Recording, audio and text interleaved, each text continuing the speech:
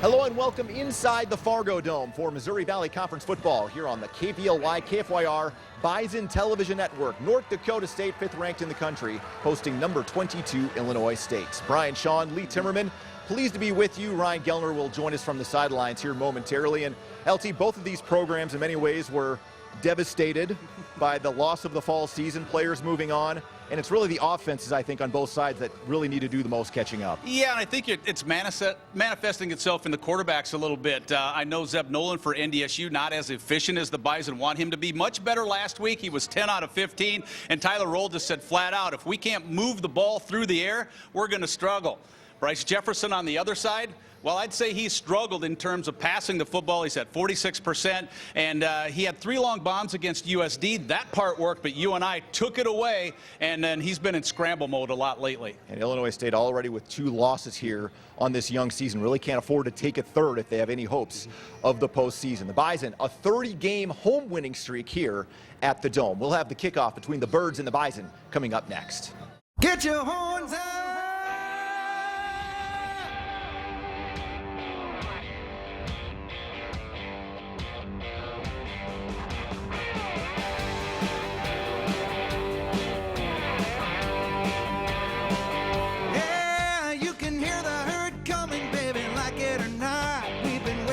Tailgating in the parking lot. Now that clock is ticking down. The boys are ready to go. The energy in here's electric. Let's get on with the show. Get your horns up. The green and gold are back in town. Get your horns up. Pumped up and ready to throw down. Toss that coin up in the air. Bring the boys up to the line. Hold their horns up high because it's Bison time.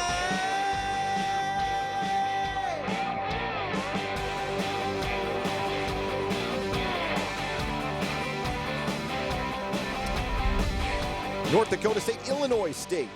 Missouri Valley Conference football here on the KVLY KFYR Bison Television Network. Brian Shawn, Lee Timmerman, pleased to be with you here this afternoon. Let's take a look at today's quarterback comparison, sponsored by the North Dakota Beef Commission, funded by beef farmers and ranchers. Bryce Jefferson, a little bit of a rocky start so far. It was turnovers in the first game, and then the last game just the inability to move the ball downfield. Well, tremendous job by the UNI defensive line to keep pressure on Jefferson, and the secondary just played deep. They played deep shell. They were not going to give that up. Imagine this kid, though. He comes in last year. His first start, it was in the playoffs. In fact, his first 3 starts ever in college football was against SEMO, against Central Arkansas, and against NDSU in the playoffs. So he's still young. He's a sophomore from Indianapolis, a bright future, but right now he's been under heavy pressure. On the flip side, Zeb Nolan, 5th-year senior, just making his 4th career start here at North Dakota State out of Watkinsville, Georgia, also sponsored by the North Dakota Beef Commission, funded by beef farmers and ranchers. Well, the one thing with Zeb that they're still working on is his timing. He's just, as Tyler Roll, the offensive coordinator, explained, he said Zeb's just not quite in sync in the throw game yet. Yes, you practice that, you rehearse that, but game speed is different than practice speed, and Zeb Nolan's game speed with the receivers not quite there yet. Maybe today is the day the Bison get much more efficient through the air. The Bison will have the football first. Aiden Bresnahan, junior kicker, transfer out of Tulsa, will do the honors to get things started. And we are underway here at the Fargo Dome. Christian Watson retreats back to his own 1, and he will give it a shot. He's got a seam up the middle, and he was just tripped up at the 26-yard line, or he may still be running. Tackle made on the play by Peyton Jones, defensive back out of Kansas City. Yeah, Peyton Jones is number 7, and you're right. He's just going to get his left arm on an ankle of Watson, but you see who was in front of him? Just the kicker, and usually kickers don't make tackles in the open field. There's a look at Nolan. We'll start in the shotgun here. We anticipate maybe seeing NDSU spread things out more as the game goes along. They will run it here. Johnson patiently trying to pick his way, picks up a couple before he's turned back. As we take a look at the North Dakota State offense, starting lineup sponsored by Shields. Same unit we've pretty much seen here on the offensive line. They have flipped Flopped a couple spots between Mauk and Cordell Volson. Hunter Lukey will not play again today. Johnson, Watson, and Cole Jacob, the 2 wide receivers. So 49, Hunter Brosio, the redshirt freshman, has been playing the fullback spot.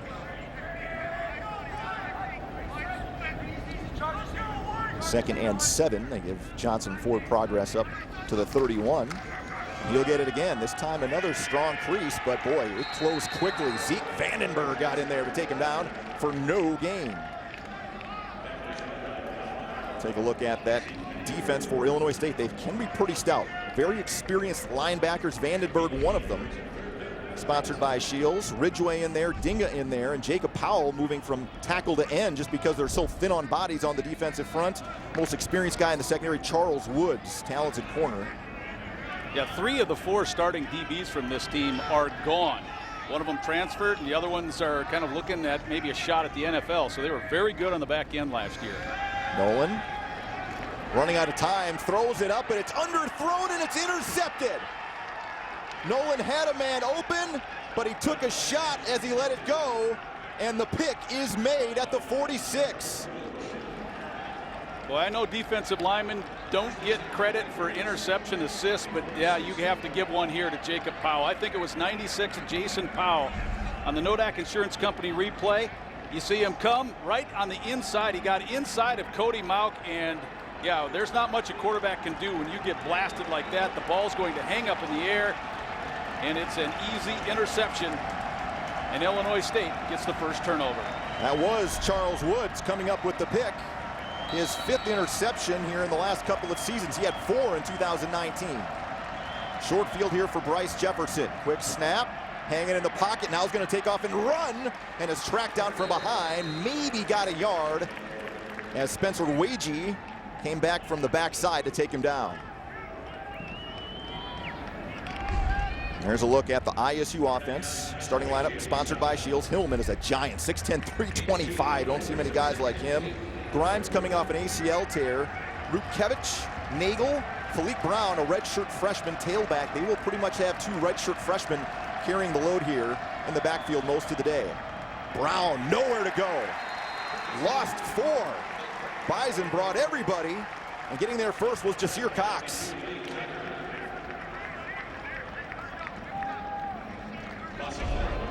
There's a look at the North Dakota State defense sponsored by Shields. Kaiser, Hankey, and Cox, 3 linebackers. Dawson Weber will not play again today, so it will be Dom Jones in with Price and Hayes. Both of these teams will blitz a ton today. In the first possession already, we've seen both teams have success with it. 3rd and long, not a good distance to be in for either offense today. It's 3rd and 12 here for the Redbirds. Bison bring 4. Jefferson running out of time, and he goes down back at the 32-yard line. Logan McCormick. Okay, Himmelman's a guy that the NFL is looking at as a potential draft pick. Check out what number 93 does to him. He gets that arm ripped up inside, creates the edge, and then speeds to the quarterback. But what Kyle talked about in the pregame show is a little bit too. The Bison are going after Jefferson at almost 80% speed instead of 100% speed because they don't want to miss. They want to make sure they get him down. JT Bolkin, pretty good punt. Taken at the 14, a little bit of room here. And now more room. Jaden Price to the 20. 85 yards, touchdown.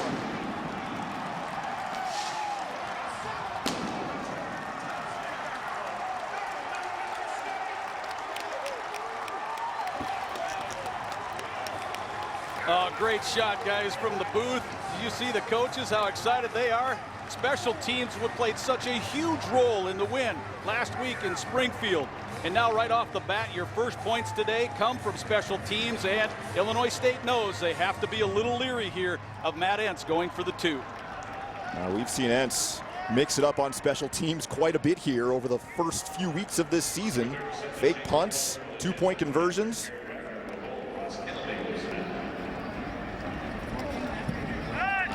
Booted through by Reinholtz, and North Dakota State gets the boost on special teams. How about Jaden Price finding a crease? And the young man showing off some speed, the sophomore from Mulvane High School in Derby, Kansas, has the touchdown to put the Bison on top on the Ag Country Farm Credit Services scoreboard.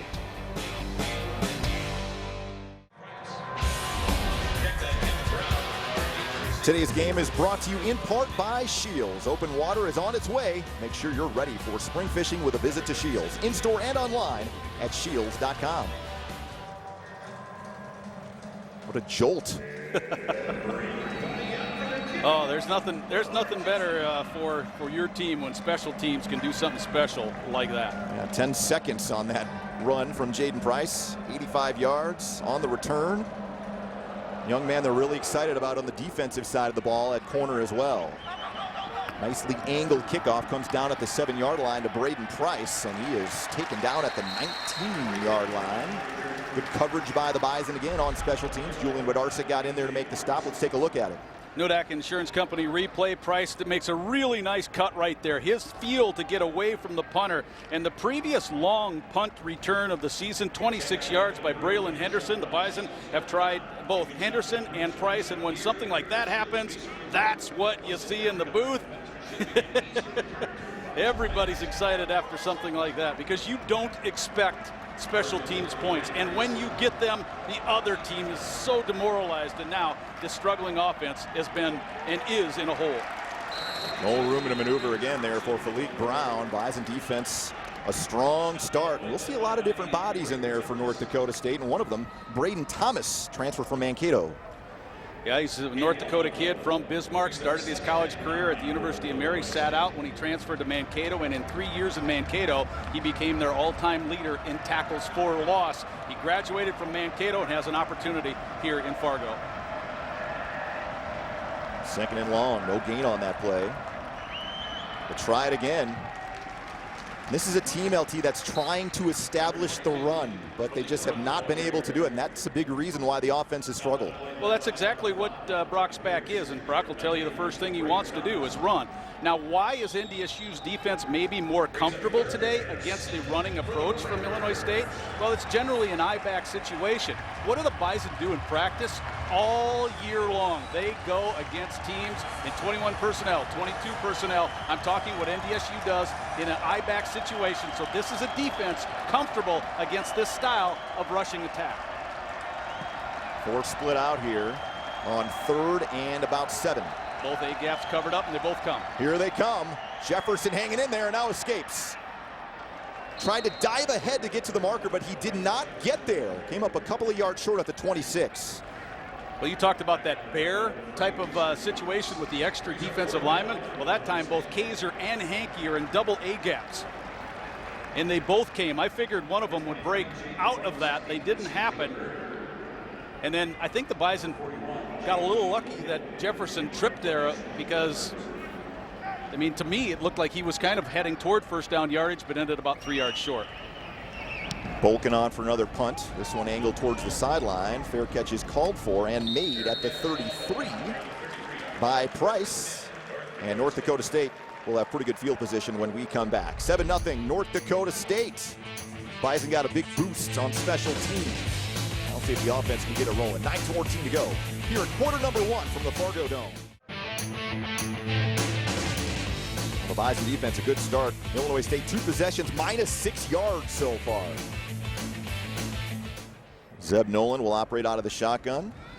Or excuse me, is that Miller in there? Cam Miller came in and he completed his first collegiate pass.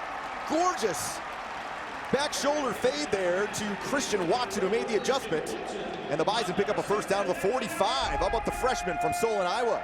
Well, everything Miller's done so far is run the ball. Now he's going to get an opportunity to pass it. You're perfect on the call, Brian, with the back shoulder. Keeps it away from Woods and gives your downfield playmaker an opportunity to make a catch. Christian Watson, boy, the Bison would love to see him become more involved. Babbage in motion. Give inside, that's Dominic Ganella.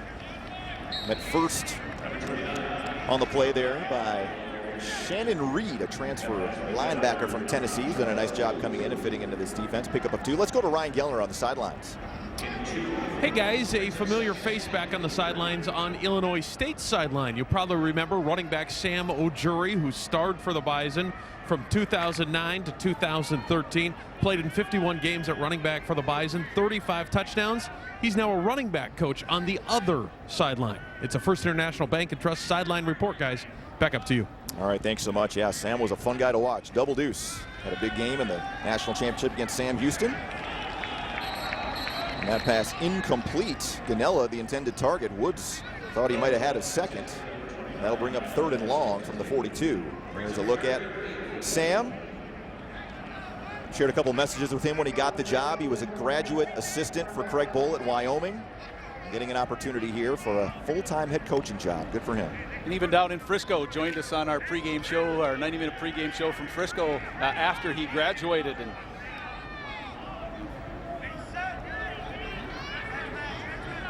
three receivers in the formation here on 3rd and 8. Nolan has some time in the pocket.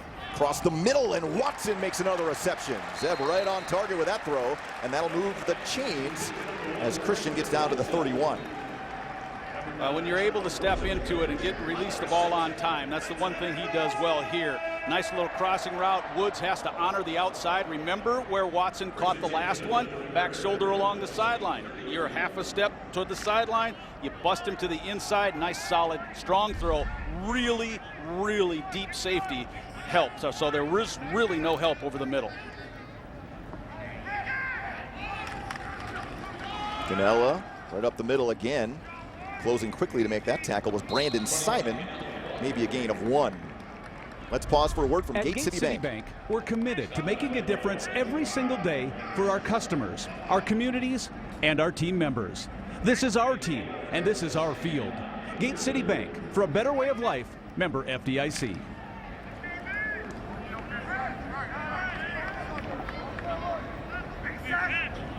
Now the Bison look tight. Now they're going to spread things out again. Both tight ends on the high side split out on the high side of your screen. Nolan, another clean pocket, fires, and it's caught. Josh Babbage, big target, moves the chains again across the 20. Nodak Insurance Company replay. This is a new formation for NDSU today. They're really trying to decide what to do with the safeties, what the safeties will do when the Bison put both of those defensive ends out in flat coverage. That time, Illinois State stayed too deep. Look, if they go single high in a situation like that, NDSU will bust them long. Run to the outside, and running out of trouble that time was Kobe Johnson. He's banged down by Big John Ridgway, but able to pick up a few, down to about the 15. How many nose tackles lead a team in tackles? Rare. It just doesn't happen very often. But John Ridgway is one of those guys. He leads the team in tackles. He had an interception in the game against USD. He is the best defensive player that Illinois State has right now. And that's not just my opinion. Everybody I talked to this week all said the same thing. He's a handful. Give to the outside again. Johnson finds a crease inside the 5. Touchdown.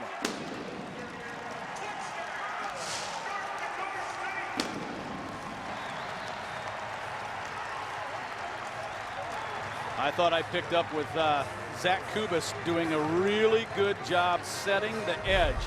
61 throws the block, and watch who Kobe cuts off of. Right in between Babbage, 61 on the right side, clears out. And a downfield block by Braylon Henderson takes care of the safety. So good blocks on all 3 levels, and you get runs like that. Johnson, he saw that crease and he hit it hard. 15-yard touchdown run as Reinholtz adds the extra point. And the sophomore from Lawrenceville, Georgia, dashes in from 15 yards out. And just like that, it's a 14-0 lead on the Ag Country Farm Credit Services scoreboard. 5:37 left to go here in quarter number 1. North Dakota State, a nice tidy 8-play, 67-yard drive in just over 3.5 minutes. And Miller's first completed pass as a Bison, and Kobe Johnson finishes it off on a well-blocked run. 15-yard touchdown for Kobe. It's 14-0 NDSU. His second touchdown rushing the ball this year. Kind of a liner Like the return man there may have taken close to a knee, and boy, the Bison just swarm him again at the 22-yard line as Braden Price takes it out once again. Kodak Insurance Company replay. One more look at the touchdown. I just really like the job there that Mauk did. And of course, number 12, Braylon Henderson, gets the one last block needed to spring him untouched into the end zone. Illinois State has to find a way to get something going here offensively. No first downs and -6 in total yardage so far. And we see Jackson Waring, a true freshman. He's actually born in Aberdeen, South Dakota. Dad was a coach at Des Moines Christian High School where he attended, and he is in here for this series. And he's going to run. Oh, and he slipped down. Good pursuit, and I think that was Price who put the pressure on, got around his man, and Waring had nowhere to go, and it's a loss of 4. Well, design quarterback run to try to get him outside, and then outside contained by the corner was done really well.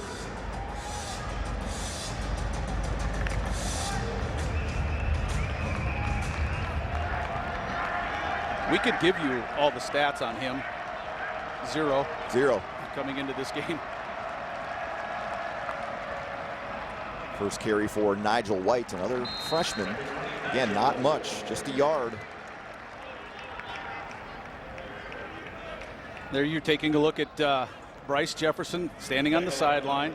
Now, the way it was explained to me, he looks more comfortable so far this year in the offense.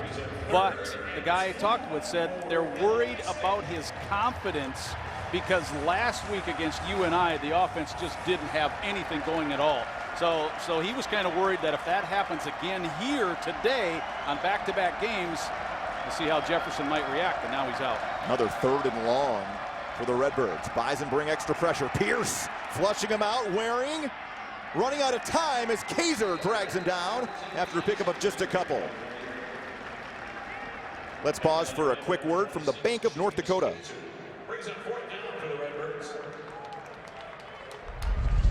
Whether you're a parent, grandparent, friend, or family member, College Save is the perfect gift for your pride and joy. Now with more qualified withdrawals and $25 contributions, there's no reason to wait to help save for your pride and joy.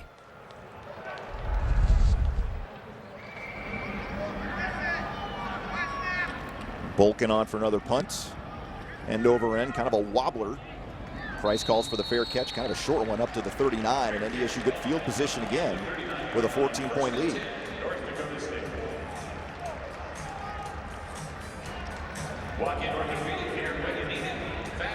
Talking to Matt Entz before the game today, and he said, you know, we're still learning, we still have work to do, but I really like the young talent, already the progress they've made, and so many of these young guys are spending extra time in the assistant coach's office. I go, every single assistant has 2 or 3 extra kids in there every time I look because they're trying to learn on the fly here as quickly as possible. Well, Coach Entz talked in one of his recent press conferences about how they challenged the junior class to emerge as leaders because there's not a lot of seniors on the team. Jalen Bussey, this little guy can scoot 5'5", able to tiptoe his way through a hole and pick up 6. I was looking back and thinking back about how Jalen burst onto the scene last season in 2019. Remember his first rush was a 65-yard touchdown. The next time he touched the ball was a 50-yard kickoff run, and then on the very next play after that, he ran for 45 more yards. He was thinking this college football stuff is easy. Yeah.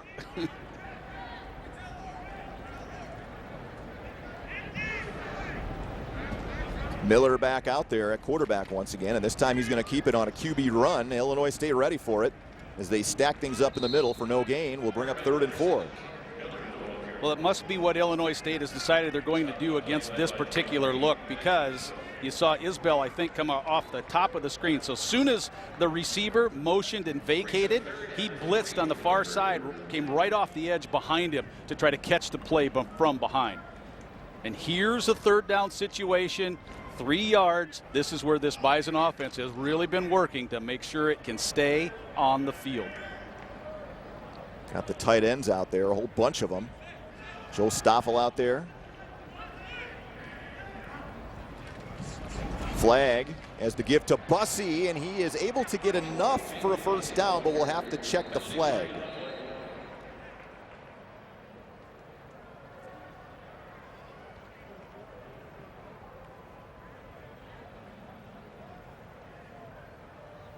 Stopping the play by 26, Terrell Jackson. Matt Gallagher. First flag we've seen today is your referee.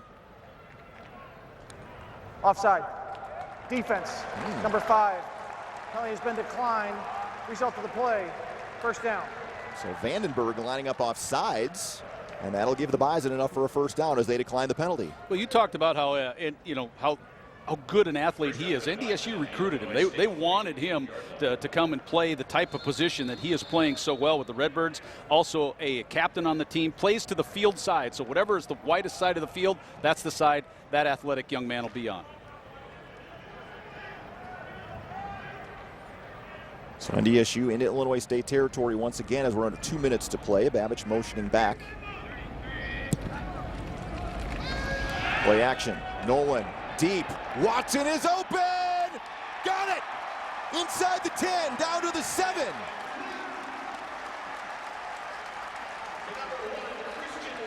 Oh, the Babbage motion back into the formation and influences the play. Look at how tight the safety is. There's no deep center safety help. It's a one-on-one with Watson. The Bison will take that all day.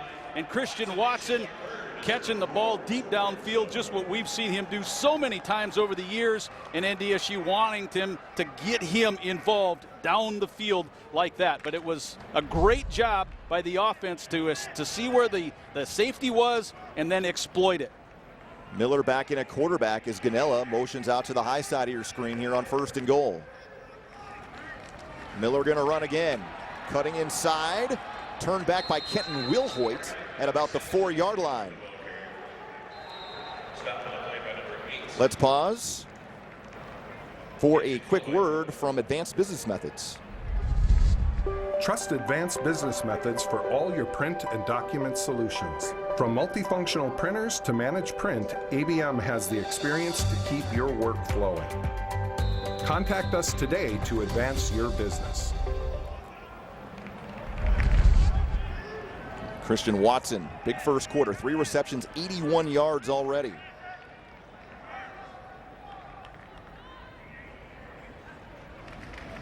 Play action, Nolan floats it up, looking for Gindorf, and just over his big tight end's reach.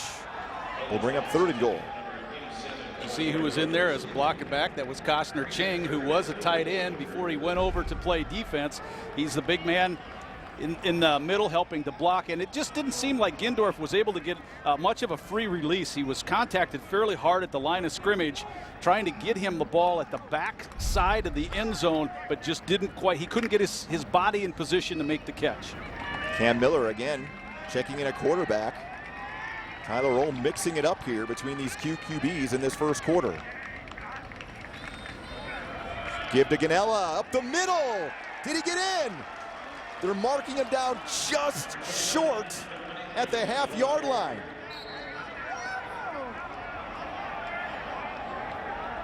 Let's pause for a quick word from Gate City Bank.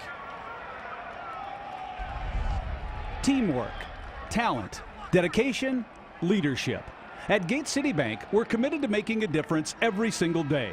Learn more at gatecity.bank/community. Gate City Bank, for a better way of life. Member FDIC. That'll take us to the end of the first quarter. It'll be 4th and half-yard for North Dakota State, leading 14-0 on the Ag Country Farm Credit Services scoreboard. We'll be back after this timeout.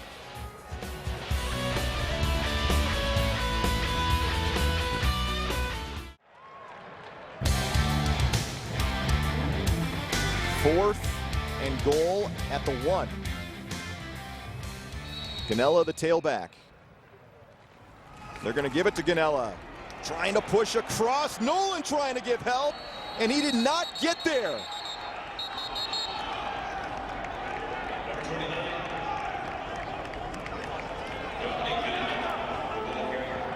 And Illinois State comes up with a goal line stand, a much needed one for the Redbirds. Did not get in. The ball will be turned over on downs.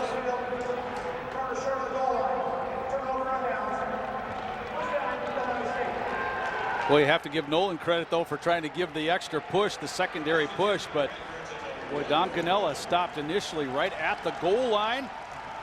What's the good news? You kept him out of the end zone. The bad news? Well, you're 99.5 yards away from the other end zone. Jefferson back in. Might just see some sort of quarterback run up the middle here to get some space, and that's what you will see. And they're able to get a few ahead to about the 3. Jackson Hankey's got his hands on the football, but the whistle was blown.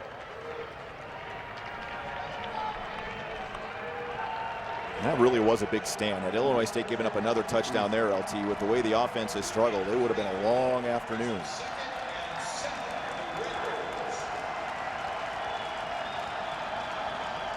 Give up the middle. Not much. Maybe up to the 5 or so. Timothy McCloyne had his first career touchdown a couple of weeks ago against South Dakota, and that'll bring up 3rd down and 6. On his only rush of the season. That's just the second time that young man has carried the ball this year. We talked about it last week. Illinois State did not have an offensive touchdown last week, a defensive touchdown. As Will Hoyt had an interception return for a touchdown. Other than that, managed just a field goal against UNI.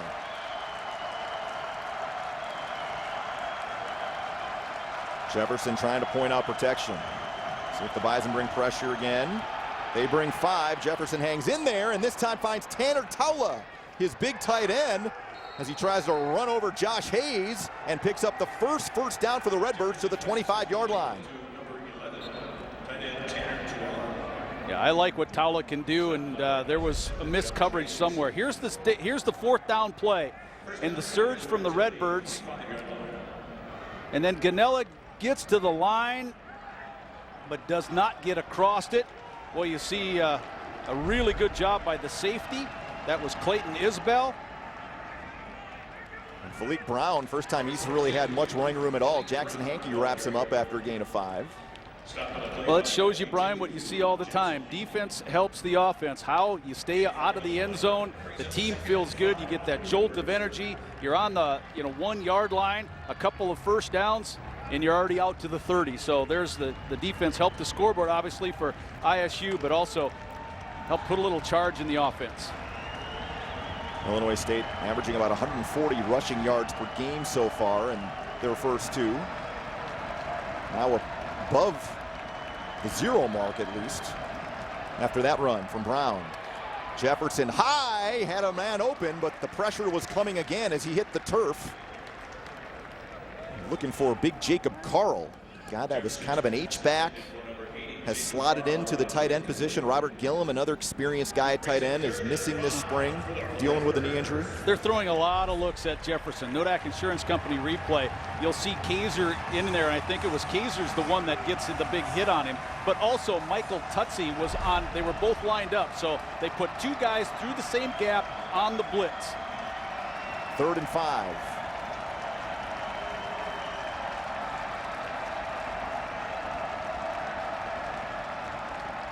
Jefferson hanging in there and almost complete. Getting a hand in there was Kaiser. It looked like Rutkevich was about to make the reception for the first down, and a big pass break up there as NDSU will get off the field. Well, Kaiser came here as a safety. Now you see him right there in the middle playing his linebacker position, picks up the crossing route, and then just gets a hand on Rutkevich. Now, Rutkevich, you may recall last year, the last time these teams played, had a really big game, and one of the guys they're worried about NDSU from an NDSU perspective in the catching game is number 15. Vulcan will boot it away, but at least Illinois State able to move the ball a little bit. Fair catch is made at the 29-yard line, excuse me. And that's where NDSU will have it when we come back. 12:16 to go until halftime. NDSU a 2-touchdown lead here against the Birds.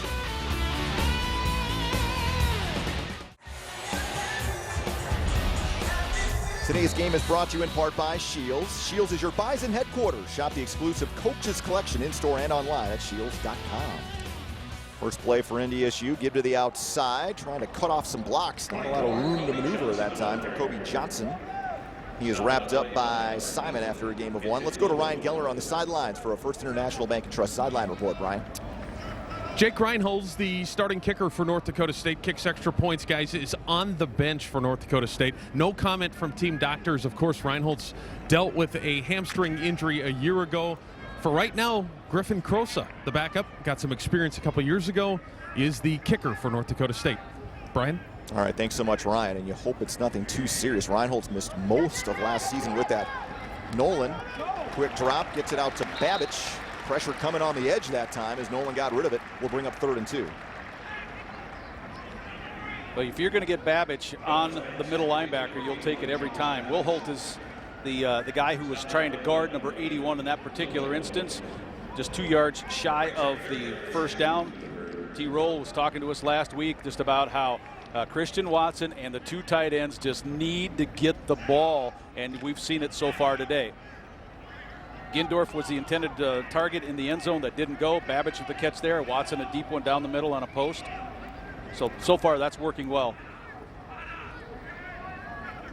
Miller back in here on 3rd and short. Oh, high snap. We'll see if he can get there.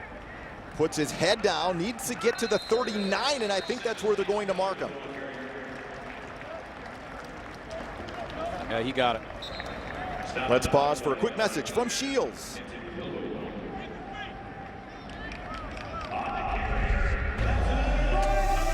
Now announcing the Shields NDSU Coaches Collection starting lineup, featuring gear hand-selected by the Bison coaching staff. Available in-store and online at shields.com. Go Bison!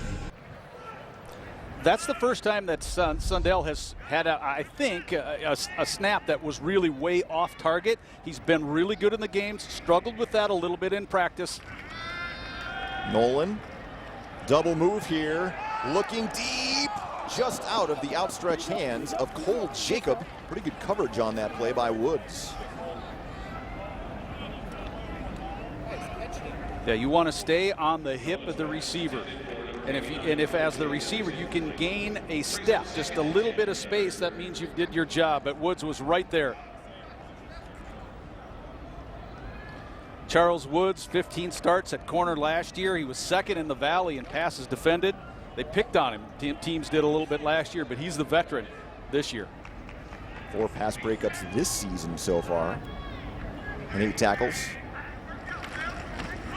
Inside give again.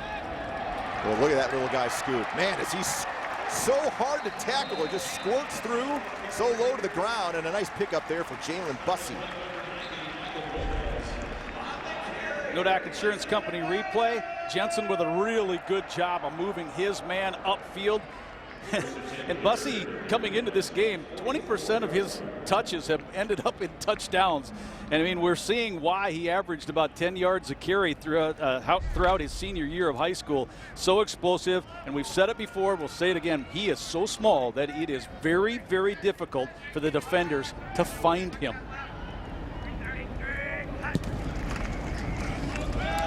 Nolan had it tipped and incomplete. Babbage was streaking down the middle of the field, and he was open. The Bison had the right play dialed up there. The ball just does not get out clean because Babbage is on the linebacker with no safety again in the middle. So far, I think that Nolan is making the right reads. Look at the top of your screen right here. It is wide open. So if Babbage makes that catch, he's going. Back to a single high safety. Pressure coming. Nolan gets it out and unable to connect with Noah Gindorf, and that'll bring up 3rd and long. Let's pause for a quick word from Gate City Bank. At Gate City Bank, we're committed to making a difference every single day for our customers, our communities, and our team members. This is our team, and this is our field. Gate City Bank, for a better way of life, member FDIC. Those are the throws, Brian, that have been so just frustrating because the read was made, the play was there, the throw sailed high. Really nice job on a 2 tight end route, but Nolan has struggled to get his foot down and the ball out on those quick pops. And North Dakota State on this 3rd and 10 will take a timeout from the Illinois State 44. North Dakota State. Nolan 4 of 10, 74 yards, and the interception so far. It'll be a full media timeout. And again, all interceptions are not created equal. That interception was not on him. He was blasted. 14-0 NDSU. We step away, and we'll be back with that third down play after this. New offensive mind in the booth. Trey Lance, pro day yesterday here at the Dome. 3rd and long. Nolan trying to set up to scream to Ganella. Look at Ridgeway. Get all the way out there to make the tackle, and he dropped him for a loss of 4. Well, I'll just spell this kid's last name as S-T-U-D. He's a stud. He reads it, gets out there, and does not give Ganella an opportunity to even turn the upfield at all. How many 6'6", 330-pound guys can do that? Again, he's only a sophomore. An Illinois high school state wrestling champion. Those guys understand leverage. Such a benefit if you wrestled and you are a defensive lineman. Trying to pin Illinois State deep. Fair catch is called for. Nice job again by Garrett Wegner. Had a great week last week as Spencer Deforest makes the fair catch at the 10. Let's pause for a quick message from Tobolt Seed. Tobolt Seed offers the latest in seed cleaning technology to ensure your crop's full potential. Tobolt Seed also contracts, produces, and supplies the finest quality non-GMO soybeans to food manufacturers around the globe. Tobolt Seed, grow with us.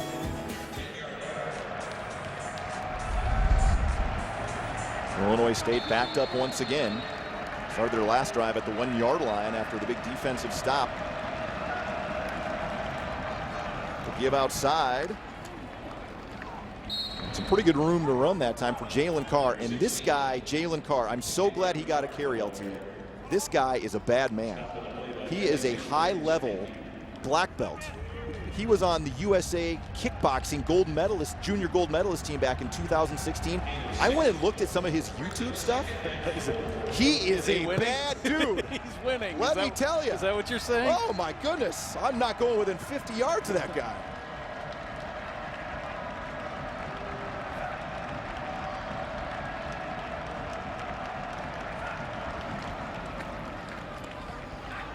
White able to shake out a 1 tackle, gets away from Hankey, and then finally pushed out of bounds, but he's got a first down across the 20 to the 22. New offensive lineman in there for ISU as well. Number 74 is Zach Miller. He's a sophomore and the kid that pulled on that play to get White back out to the outside. Now, of the running back group, the kid who just carried the ball, considered the fastest one. There's a look at Miller. Spelled like Mueller, pronounced Miller.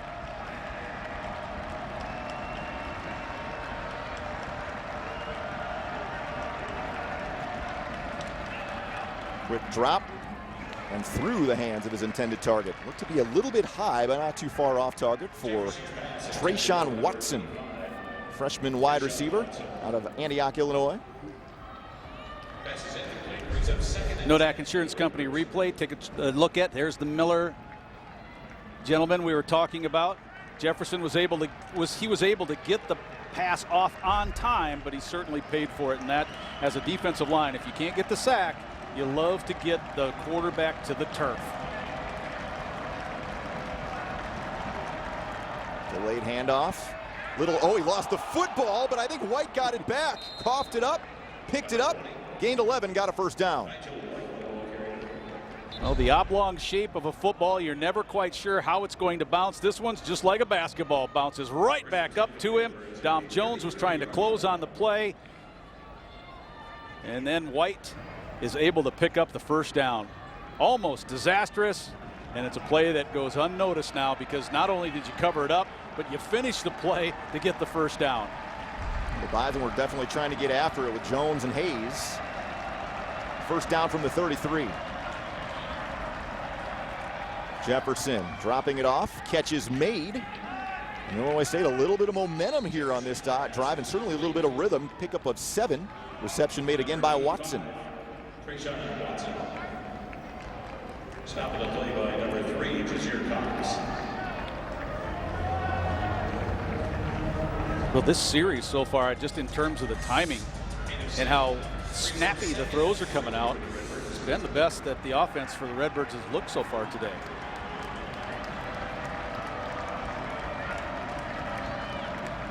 Brown Trying to cut off tackle. He should have enough for a first down across the 43 up to the 44. Well, Illinois State may never have another kid as good as James Robinson, but a kid who kind of reminds me of Robinson a little bit. See how he's kind of thicker through the thighs. He resembles body type a little bit more to what James was, but I tell you, that Robinson guy, he was a stud. How about that? Undrafted free agent starting in his first ever professional game.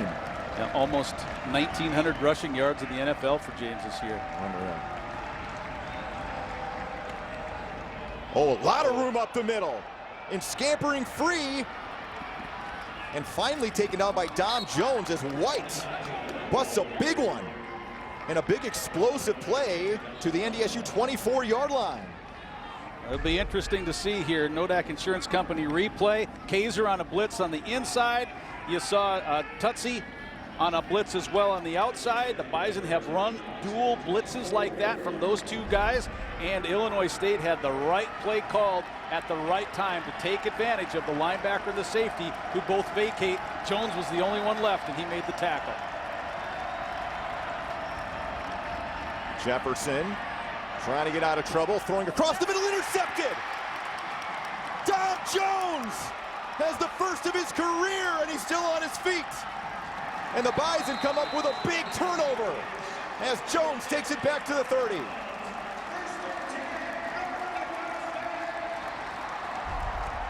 Nodak Insurance Company replay. The pass is going to sail. Jefferson's missed high a couple of times. Where do you not want to miss high? Over the middle of the field, way high over the intended target. Jones, playing his safety position, is able to go up, grab the ball, and then make a very nice return. Now, a lot of interceptions sometimes are not on the quarterback. That one's 100% on the quarterback. That's a bad throw. We step aside, 4:37 to go. Illinois State threatening for points, and the Bison come up with a turnover, 14-0.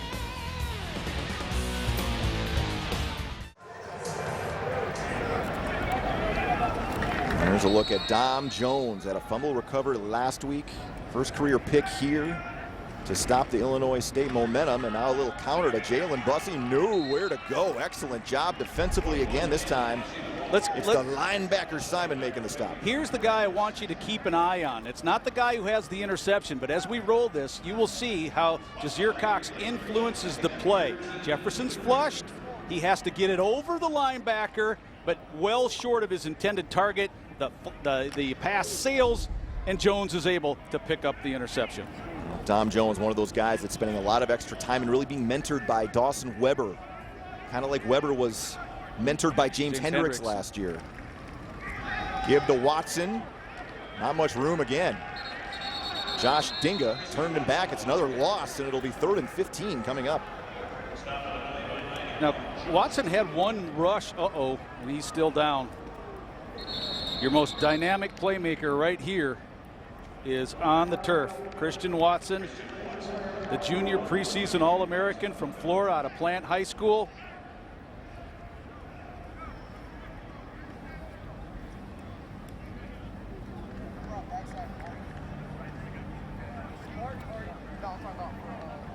Just listen to this replay as you watch it.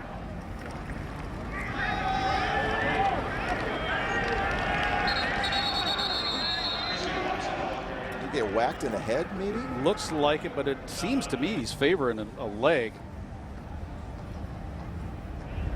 Seeing if the hit came just a little late, but you could tell right there he's got a grimace on his face already, so something is not right for Watson.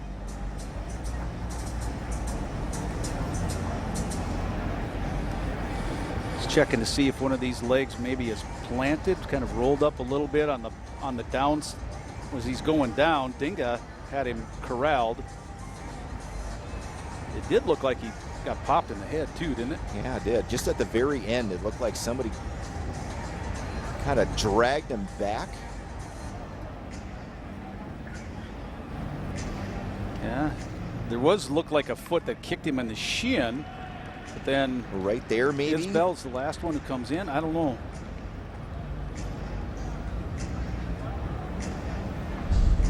Looked like like he may have turned an ankle. Looked like a body may have been coming down on that ankle as he came back. Let's pause for a quick word from Gate City Bank. Hey students, Gate City Bank checking accounts offer debit card rewards, customizable debit cards including an NDSU option, the ability to transfer funds instantly, and so much more. Visit gatecity.bank/open to get started. Gate City Bank, for a better way of life, member FDIC. Well, the fact that he is certainly walking off under his own power, he is favoring the leg, but it doesn't hopefully appear to be anything too terribly serious here. Well, Watson, you know, we don't know if he'll come back, but Phoenix Sproles, we haven't seen him this spring, so the top pass catchers from last year, now neither of them around. Now, Illinois State must have saw something personnel-wise maybe on their end they didn't like, but there was a quick timeout taken. First timeout for the Redbirds.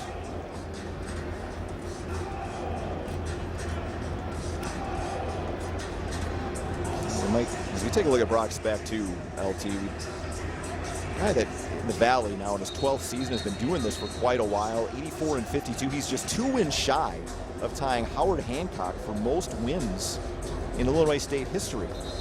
Well, Brock, you won't need to give him much truth serum to have him tell you his opinion of playing spring football. No, he's not a fan of it. The one thing he said, he goes, I wrestle with that every night and every morning on the risk versus reward of putting his players out there to play in the spring knowing there's a fall coming.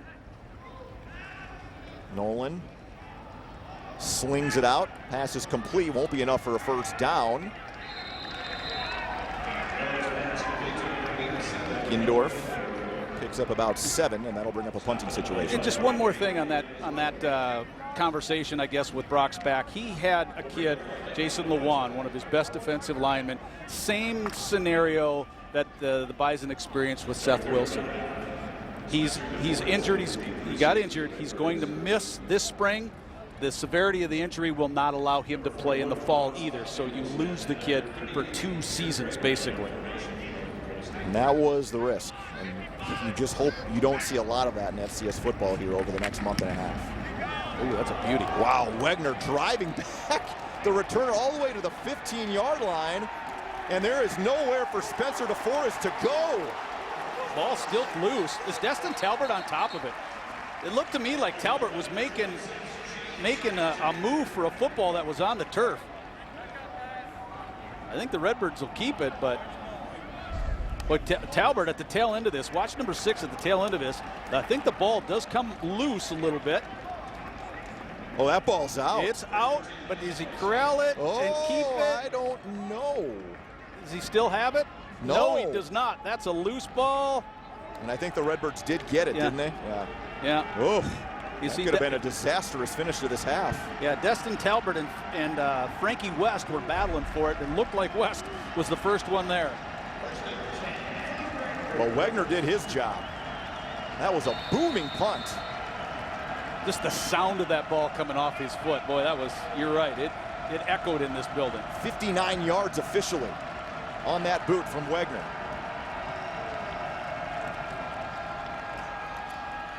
White taken down high and low. Thomas was the man on the low there, Brian. Gain of 4. White, 5 carries, 54 yards. Now, we're going to go back to the punt. Remember I just said how this thing sounded? If we just listen to this thing come off his foot. Oh, we didn't quite get there. We'll get there. Searcox showing pressure. Now he backs off. Jefferson flushed out again, and Tony Pierce was there, along with a host of other Bison. Hankey, Javier Derritt finish him off, and that'll bring up 3rd down. The situation is Matt Entz want to think about taking a timeout here. He will not call one at the moment. Beautiful job in coverage. Bison had all 4 receivers wrapped up. There was no place for Jefferson to go with the ball with any comfort through the air.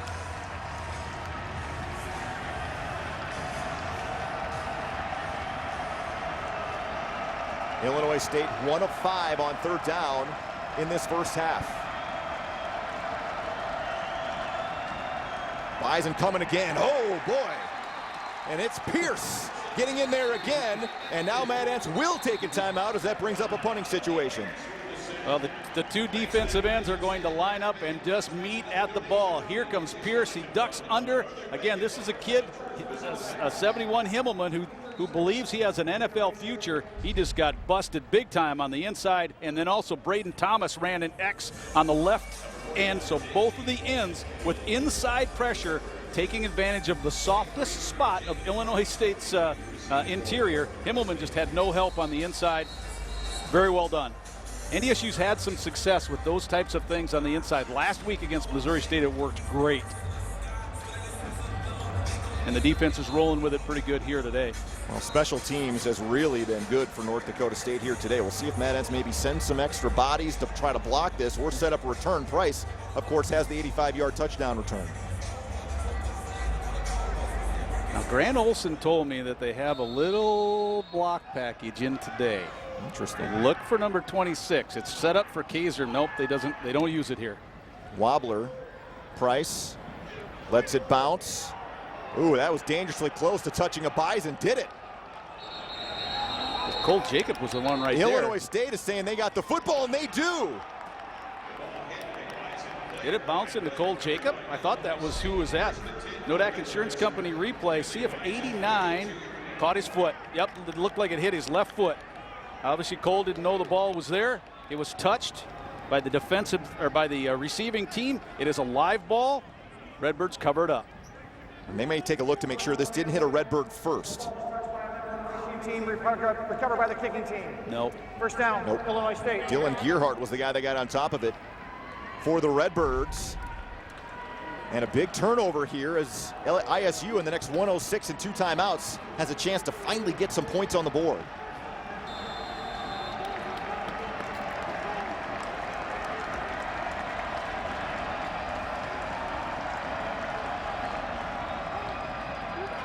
Dropped it. Oh boy. Carr is really in some trouble now. Wagey was the one that came up with the stop, and that is a massive loss of close to 15 yards. This is just a pure drop. Check out number 16. He does not get it in the bread basket. Cook is around there. Wagey's around there. There's 95, 99. Well, so much for trying to take advantage of the special teams situation by getting the ball back. Carr's the guy they're trying to get the ball in the hands of more. Got electric speed. And now Jefferson on the keeper. Good strong finish to that run. Josh Hayes get on the tackle, but that will bring up a 3rd and 16 here as we're under 15 seconds to go. I'm not sure if Illinois State might call a timeout and try to heave one. That's the only thing I would do in this situation. Take advantage of it. Called the timeout with what, 3 seconds? Oh no, he let it run out. Really? I thought Coach Spack called the timeout. Oh, I think that's what Coach he's Spack claiming. said I called the timeout, and he did. I think he did. Hey. Yeah. Illinois State has a play coming yet. Because that really wouldn't have made any sense. You might as well try something, right? Prior to the game clock expiring, Illinois State called timeout, their second of the half. It'll be 30 seconds in duration. Will the game clock operator please set the game clock to 6 seconds, 06, please. 6 seconds on the clock. Thank you.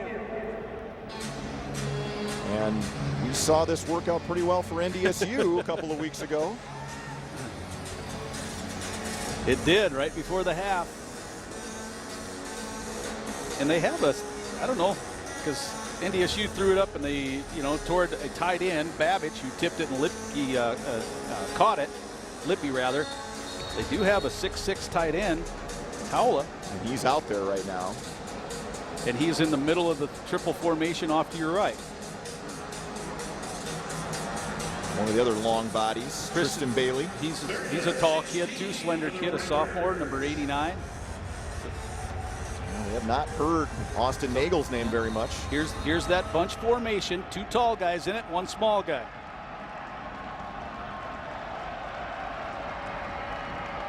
Jefferson might run out of time. Not going to get the pass. Time runs out as a Redbird helmet goes flying over at midfield. It's Jefferson's helmet, too. And that'll take us to the end of the first half. Jefferson claiming that it just it was ripped off of his head. North Dakota State, a 14-0 lead, one of those on special teams. Now the first touchdown of the game was Price's long punt return. Let's go down to Ryan Gellner, who is with NDSU head coach Matt Entz. Matt, some explosive plays defensively in the first half. Yeah, kids played hard. You know, we gave up a couple third downs late there that we can't do. Offense, sucked in the red zone. Okay, so we got to get our asses moving. Thank you, Matt. Matt Entz hoping for more than a 14-0 lead here at home. But the Bison doing a nice job defensively. Illinois State just 79 yards of total offense. Good to see Watson moving here, too. I don't know if he'll come back in this particular game, but he's up and moving. Stay tuned. Beth Houle will be back with the Proceed halftime report. It's 14-0 North Dakota State after 2 quarters of play. Welcome into the Proceed halftime report. I'm Beth Houle. Kyle Emanuel joining me. First half, it's a Bison lead, but it certainly didn't feel like it going into the halftime. Yeah, they struggled a little bit at halftime, and they came out, we thought maybe score a little bit more than we thought they would. We thought this was going to be a defensive slugfest, and it's kind of turned into that as the second half progressed. Both teams struggling to move the ball offensively and really get the ball into the end zone. Obviously, NDSU was aided by their special teams a little bit, getting into the end zone early on. Yeah, really opening things up for the Bison today. Let's go ahead and get right into those first half highlights here. NDSU coming out in this one, receiving the punt to start. Christian Watson some early action here, but it turns really quick. Zeb Nolan throwing an interception right away. And very similar to what we saw last week. NDSU had to overcome some adversity early. Zeb, really good pressure by the Illinois State up front, and he just had to throw this one up and turnover by NDSU early on. Tough to see Zeb Nolan with another interception, but then we turn around and NDSU's defense answers big. Yeah, Logan McCormick, and that not only is a sack, that's a sack against an All-American left tackle there. We talked about him in the pregame show. Then those special teams we talked about. Jaden Price here, 85 yards. Yeah, the special teams showing up huge 2 weeks in a row. A lot of times on these punt returns, you just got to get in the way of someone, let your returner make a couple guys miss, and it sounds easy, not always easy to do. Good job by Jaden Price. That gives NDSU the 7-0 lead real early in this one. Then NDSU's offense kind of starts to finally get rolling. We see Zeb go here over the top to Watson. Yeah, we see him here to Christian. I think he's going to hit Gindorf here on the next one. This is really when the NDSU's offense looked at their best in the first half. He looks really confident, just going back and just slinging the ball and not thinking too much, not trying to make too many mistakes. Josh Babich there with the reception, and then they hand it off to Kobe Johnson. What you want to see, that pass game, that run game working in tandem. This was one of those plays you could just tell right from the get-go. The NDSU offensive line does a really good job at the point of attack. They climb to the second level. Kobe makes a guy miss. Touchdown Bison. 8 plays, 67 yards to give the Bison a 14-0 lead. Zeb, again, this is what I wanted to see. This is what you wanted, Beth. This is a two-man route. There's really no one else to throw. You're either going to launch it to Christian or you got a guy in the flat. Christian caught it. That's what I wanted to see. 46 yards there on that one, but they're held up on the goal line. And this is huge by Illinois State. Absolutely gigantic in this ball game. I don't know if Illinois State's offense is really built to come back from 21-0, 14-0, a little bit more manageable. They keep NDSU out of the end zone right there. Into the second quarter, and Illinois starts to build a little bit. Well, this was, you could tell there was a slant on the defensive line, I believe is a run pressure, and this is what happens when someone misses their run fit and he's off to the races. Ultimately, though, Go Green steps up and picks up the interception here, Dom Jones. Yeah, Dom Jones, the guy actually made the tackle on the play before and saves the touchdown, and he comes up with another big one right here. NDSU desperately needed that turnover. And then a big punt here. This is where things really started to unravel. NDSU with some great coverage. The ball gets loose, though, and Illinois State is able to recover. We saw this a couple of times really in this first half. Illinois State, unfortunately, able to jump on their own fumbles. And then again on the other side, this ball gets recovered and goes in the hands of Illinois State back on the attack. Yeah, you see Jaden Price start pointing and basically saying, Peter, Peter. You've probably heard that a lot. But throughout. Well, why do people say that? Well, that's why you say, I'm not catching the ball. The ball's about to bounce. get away from it, stop blocking, run to the sideline. Unfortunately there, I think it hits Cole Jacob in Illinois State. Didn't matter. Ultimately, though, nothing happened with yeah, that. NDSU able to snuff out that drive there to end the half. Of course, going into halftime, Matt Entz not happy, understandably, to see the team, to see things kind of unravel there in the second half. I think he's really hungry to see a full half, let alone a full game. He really is, and you know, if you're NDSU, maybe this is the type of team you are. You know, offensively, don't make mistakes and play really good defense and have a really good special teams. But they do. You could tell, especially in the red zone, when you get down there, that's something that NDSU is not accustomed to. On the 1-inch line, not able to get in. That's something he's not going to be happy about. But I mean, at the end of the day, you're up 14-0 against a pretty good team, and a team that's not really built to come back from this type of deficit. We do have to take a look at the halftime stats here really quick by the North Dakota certified seed producers. Want to take a look at those, kind of measure up this game here before we head into break here on the Proceed halftime report. If we can bring those up again, brought to you by North Dakota certified seed producers. Looking at it for the score for a 14-0 lead, fairly balanced here. Yeah, not a lot. Really, passing yards, there's really not a lot going on. Yeah, passing yards. I think Bryce Jefferson has 2 completions on the day. They take a timeout before the half ends and actually lose even more yards. He gets his helmet ripped off. And other than that one big run, Illinois State really hasn't got anything going on the ground. NDSU's been decent throughout, but obviously you see in there not a ton happening offensively for the Bison either. We'll head to break here on the Proceed halftime report. When we come back, scores from around the valley.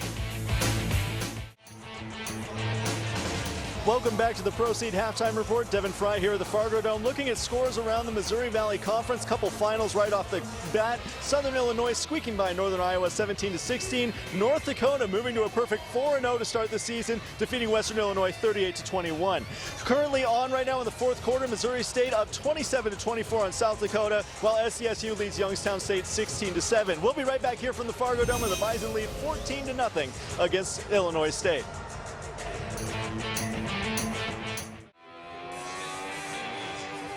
Start of the third quarter here in Fargo. North Dakota State leads Illinois State 14-0 on the Ag Country Farm Credit Services scoreboard. Garrett Wegner will handle the kickoff duties here with that injury we saw to Jake Reinholtz earlier in that first half. Which, if I remember right, is what he did when Crosa was kicking PATs and field goals. Unless it was a really long field goal try, then Wegner had, I think just a couple of those. Christian Watson is out there on kick coverage. Kevin Brown just calls for the fair catch. The return game has not gone well so far for the Redbirds, and they will start at the 25. Let's go to Ryan Gellner on the sidelines. A First International Bank and Trust sideline report. Brock Spack, his team coming back from halftime.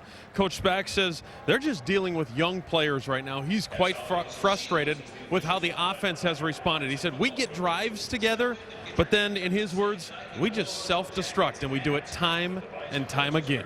One other thing to watch for, guys, Kobe Johnson, North Dakota State, came back onto the field noticeably limping, so we'll watch that one as well. Back upstairs. All right, thanks so much, Ryan. Appreciate that. And Brown, boy, took a big pop at the end of that play. I think it was Jasir Cox that had him low, and somebody flew in and drilled him in the back. Gain of maybe a half yard. Well, that's a play that's really designed to try to get Brown one-on-one. And Brown is going to feel, and the offensive staff is going to feel, that he can beat the one-on-one. Jasir Cox, once again, comes up and makes the play.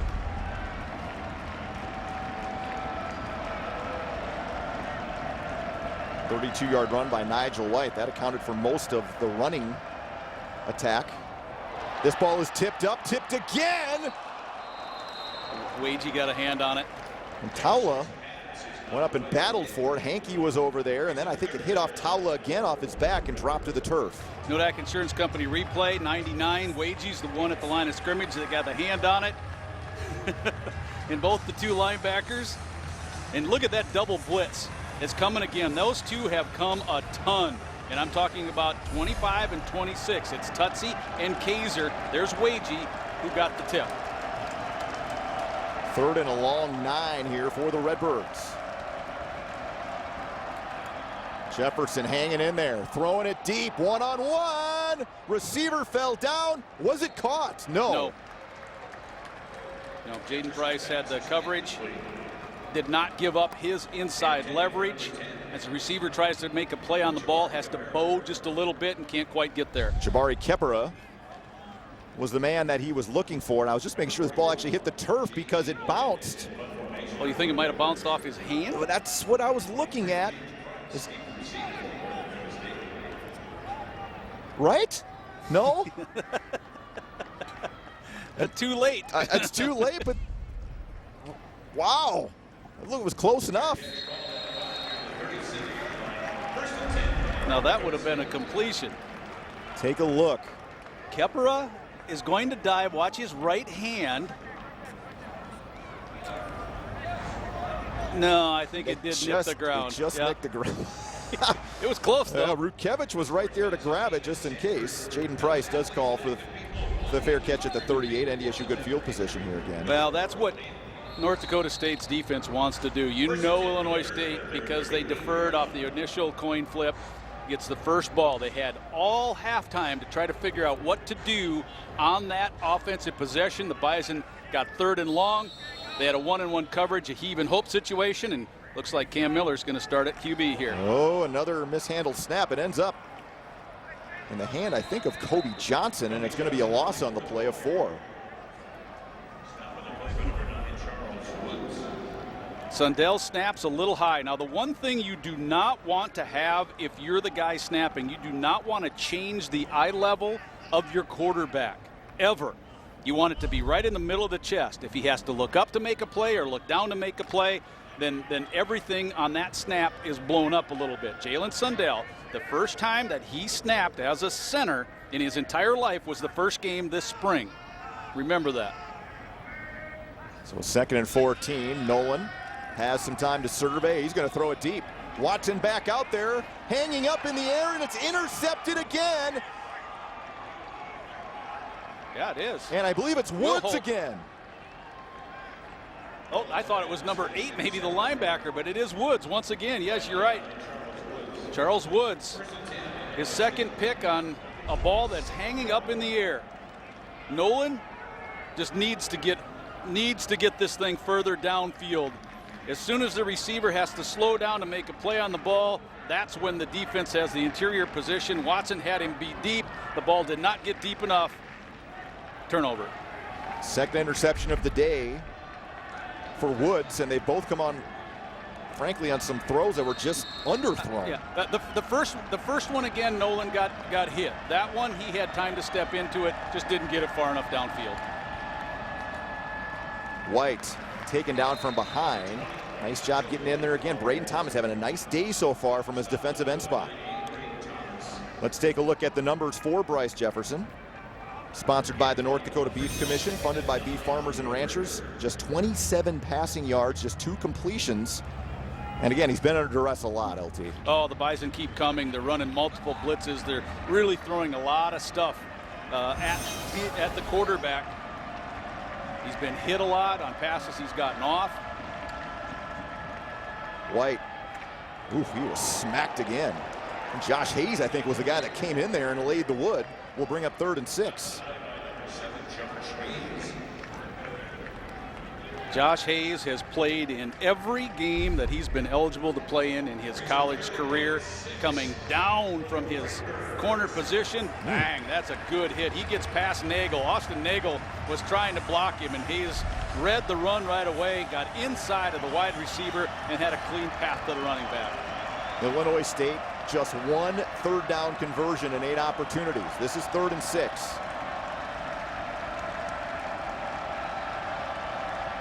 Bison bring 4. Jefferson tipped, incomplete. Double coverage looking for Tala in the middle of the field, and another 3 and out for Illinois State. Well, you're right. The Bison brought 4, but he's been under, meaning Jefferson, been under so much pressure.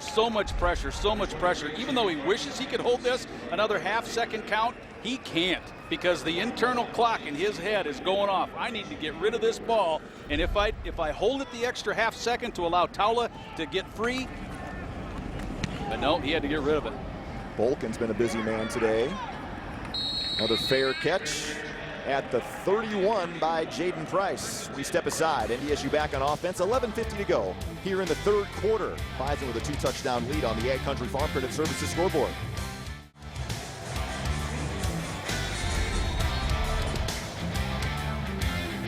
Today's game is brought to you in part by Shields. Life is stressful, and Shields is here to help you take care of your mind, body, and soul. Visit us in-store and online at shields.com. Miller taken down at the line of scrimmage. Brandon Simon. Simon's done a nice job today. They thought that was a guy, maybe if they could get him in space, LT, NDSU offense could take advantage of a few things, but he's been pretty stout over there. Looks like Miller may get this whole series. That's the one thing, we've seen him play. That's not a big deal that he's out there, the freshman. But this is an opportunity. Maybe the coaches wanted to see him try to roll through a whole series. But it doesn't help with no gain on first down.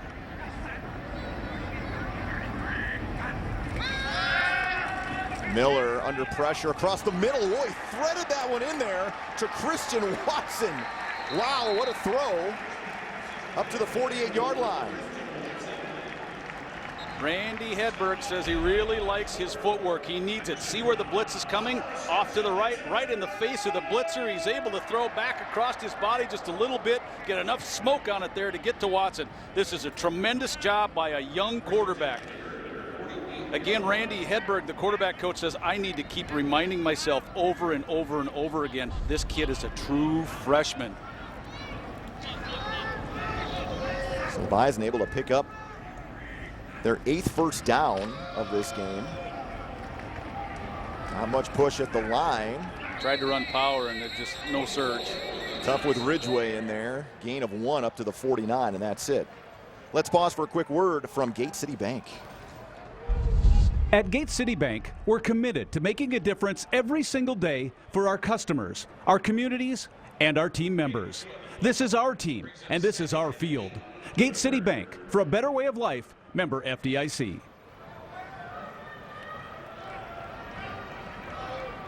Three receivers out to the high side here on 2nd and 8. No eligible receiver to the left. Give inside again. Football came out. Illinois State's got it. Recovered by Clayton Isbell for ISU.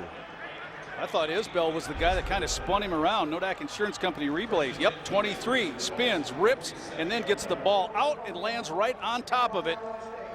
First down. Well, this Redbird defense is giving the offense some opportunities here. That is a tremendous job there by the sophomore from St. Charles, Illinois. He was on the all-newcomer team last year, played a lot here for this Redbird team, comes up with the defensive play. I remember talking to some of the coaches at Illinois State last year, mainly a nickel guy last year for ISU. They had such an experienced secondary, but they're really excited because he's such a long, big athlete that can move. ISU short field, still trying to find some points here. Under 10 minutes to go here in the third quarter. Play action. Oh, Jefferson dodged a bullet. Pressure coming, nobody over there, and just got rid of it as James Kaiser was bearing down. And Lane Tucker thought the handoff. Watch 92. Here's the fake. He thinks the ball's going to the ball carrier, and then by that time Tucker still retreats and is able to get a little bit pressure on the quarterback. Nobody open, obviously, downfield because Jefferson had time if he could find a receiver to get it to him because the play fake was so good, but the time was not there.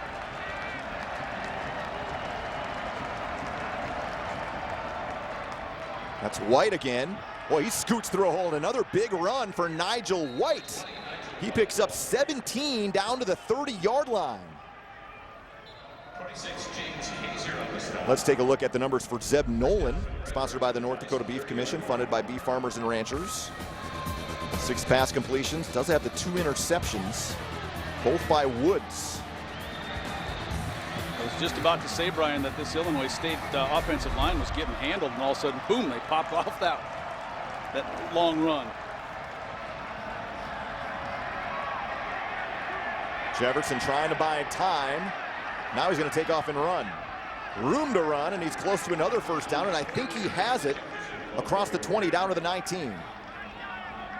Well, the scouting report on him was exactly what he just did, and the Bison still couldn't stop it. Here, there's nobody to go. When he scrambles out, it's usually to his left. There is no outside contain on the left. He sees the first down marker and gets one step beyond it. Redbirds got a little momentum here. See if they can cash in. Back to White, bouncing it out, gets away from Cox, puts a stiff arm on Hayes, but Hayes able to hang on. Still a nice pickup on first down of 8 yards. Nigel White now up to 83 rushing yards here this afternoon. Does a good job, as you mentioned, to clear some space here against Cox. And then if Hayes doesn't slow him down, he probably gets into the end zone. White again, another redshirt freshman. Dad Chandler played at Boston College. Only 165 pounds, but running tough.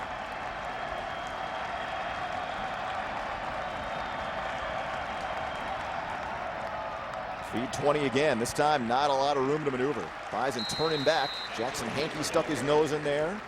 Michael Tutsi also coming up in run support, and that'll bring up 3rd and short. Yeah, Spencer Wagey was also in the bottom of that thing too. So if you can get your first line guy bottles it up, and in this case it's Wagey, and then you have the speed of the other guys you just mentioned as we take a look at Tutsi. Kaiser also right there. It's really tough to bounce, even though it's the wide side of the field. You just can't get there. Certainly a running formation. McCloyne, the fullback, Philippe Brown in at tailback here on 3rd and a long one. And they give it to McCloyne, and he's got it. Powers across the 5 and down to about the 4-yard line.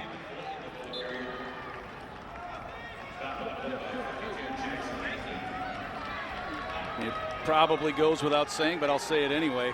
Following the turnover, it is imperative in the context of this game that the Redbirds score to be able to stay in the game, I think, even though NDSU's only up by 2 scores. Nice little sidestep off to his left. Did a good read on finding where the hole was. Tala, motion to the bottom.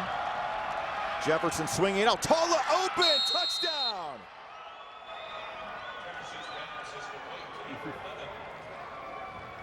The motion helps isolate Tanner Tala to get open. And then it's a pretty simple read at this point for Bryce Jefferson. The 2nd touchdown pass. You see Tala 11 coming at you. Cox gets up the field. The other routes were back to the inside, so there was nobody back left on the outside. So that was a well-designed play and well executed for the first points for ISU. Illinois State cashes in on the turnover, and it's just a 1-score game as Bresnahan boots through the extra point. We will step aside. We got a ball game here. 6:40 to go in the 3rd quarter. Jefferson, his 2nd touchdown pass of this spring to Tala from 4 yards out. Bison will start from the 25. Miller back in there again. Oh, boy. Isbell, he's having a good day today. Jalen Bussey loses a yard, and there is a new offensive lineman in the game right now. Nash Jensen is on the sideline with his helmet off. Gray Zabel, the freshman out of Pierce, South Dakota, has taken his spot at guard. Actually, he's taken the right guard spot. Kubis has moved to left, so obviously the freshman from Pierre more comfortable on the right side. See Zabel lining up to the right of the center, Sundell.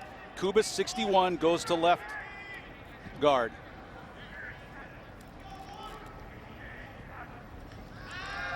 Miller looks to throw. Middle opens up. He's going to run. Puts his head down. Still on his feet. Good strong finish to that run.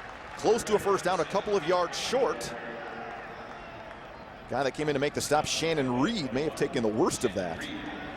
Tell you, it is a familiar theme throughout FCS football, at least in the Valley, the conference that we're most familiar with, Brian. The teams playing this spring just seem to be getting younger and younger and younger. True freshman at quarterback. True freshman comes in right now because Jensen can't play. Well, Nash has his helmet back on now. That's Jensen right there. That's 66. 3rd down and 3. Miller fires. Watson went down to get it, but could not hang on to it. And it's a 3 and out for the Bison. Let's pause for a quick word from the Bank of North Dakota. We encourage you to keep education expenses and student loan debt down. One way to do this is by earning college credit by taking dual credit or AP classes in high school.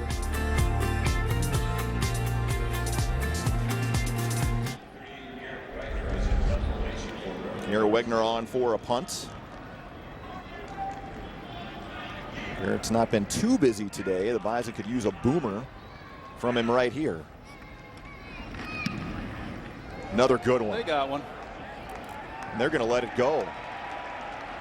And Ross Kennelly knocked it at about, what, the 11, 12-yard line. Well done again by Wegner. That's close to another 50-something yarder. 58, 59, somewhere around there. Well, just to follow up on my point about this playing in the spring, and Grant Olson and I had a really fairly in-depth conversation about it this week. And Grant said, he goes, I take a look at this Illinois State offense that comes out on the field right now, and he says, hey, they're not as good as I think they should be. But he goes, you know what? When we look in the mirror, we're not either. So I think that's just the theme of the way the spring season has gone in the Valley for multiple teams.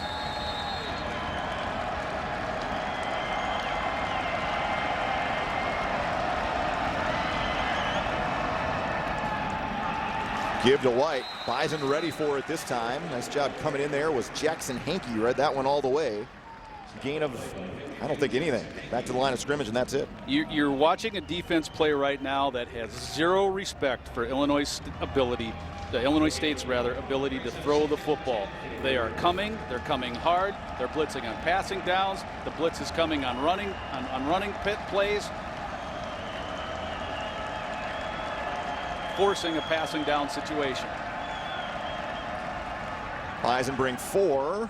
Jefferson off target, had Kepper open at about the 20-yard line, and that'll bring up 3rd and long.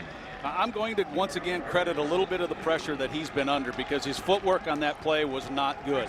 You would think that a quick little 3-step drop out of a gun, you'd be able to get your feet right and pass it out. His feet were not, his front foot was not planted in the direction the ball was going, sailed wide side. It has more to do with what NDSU is doing to him than I think his built-in mechanics are. Tony Pierce moves inside as the Bison will bring pressure. Here they come. Jefferson scrambling, firing. It is complete, but short of the first down. Kaiser on the coverage, Tala on the reception, and that'll bring up 4th and 3. Well, Jefferson made the right read. Coming to his left, you see, there comes Cox and another blitz, dual blitz. So, well, there's more room to the right. He beats Thomas to the edge, delivers on target, but Kaiser is right there to bring down the 6'6" Tala. So the Bison get a 3 and out. A chance to get the football back. Illinois State's actually run now 6 more plays than NDSU has so far here today, 45-39. They were coming after it. Kaiser. Price will retreat to the 31, make the fair catch. And that's where NDSU will start this drive with 3:41 to go in the 3rd quarter. Let's pause for a quick word from Gate City Bank. Teamwork, talent, dedication, leadership. At Gate City Bank, we're committed to making a difference every single day. Learn more at gatecity.bank/community. Gate City Bank, for a better way of life. Member FDIC.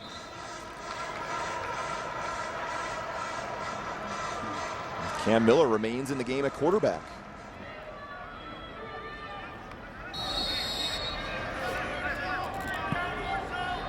Miller 2 of 3, 39 yards. Had that long completion to Watson, another one in the middle of the field. Both tight ends to the right, really heavy that side. There could be some FIB coming. Miller flush, gonna run, has some room. To the 40, down to the 4, up to the 46-yard line. Gain of 13, and that'll move the chains. Well, that's what happened. It wasn't a designed run, but FIB, formation into the boundary. NDSU likes its one-on-ones this side, off to, as you're viewing it, to the right. With all that heavy pressure to the right side pre-snap formation, Miller knew that there was not any second-level help when he scrambled back to the boundary. Good job. Give to the outside this time. Bussey. Oof. He was turned back big time by Wilhoit. The 45, no gain.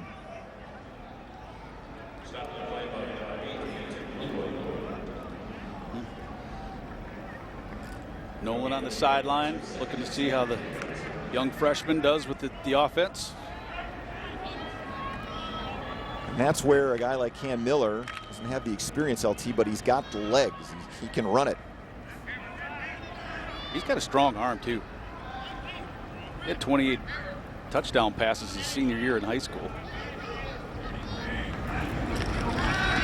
Miller has time, pressure coming, firing. Was it caught? I believe it was at midfield. Nice job that time by Jake Lippy going down to get it. Pretty tight coverage on Lippy, and that'll bring up 3rd and 5. Okay, this only gains 5 yards, but this is what I mean about the arm strength. He stayed in, took the hit, stepped, and delivered a field out throw on target. There was pressure certainly coming.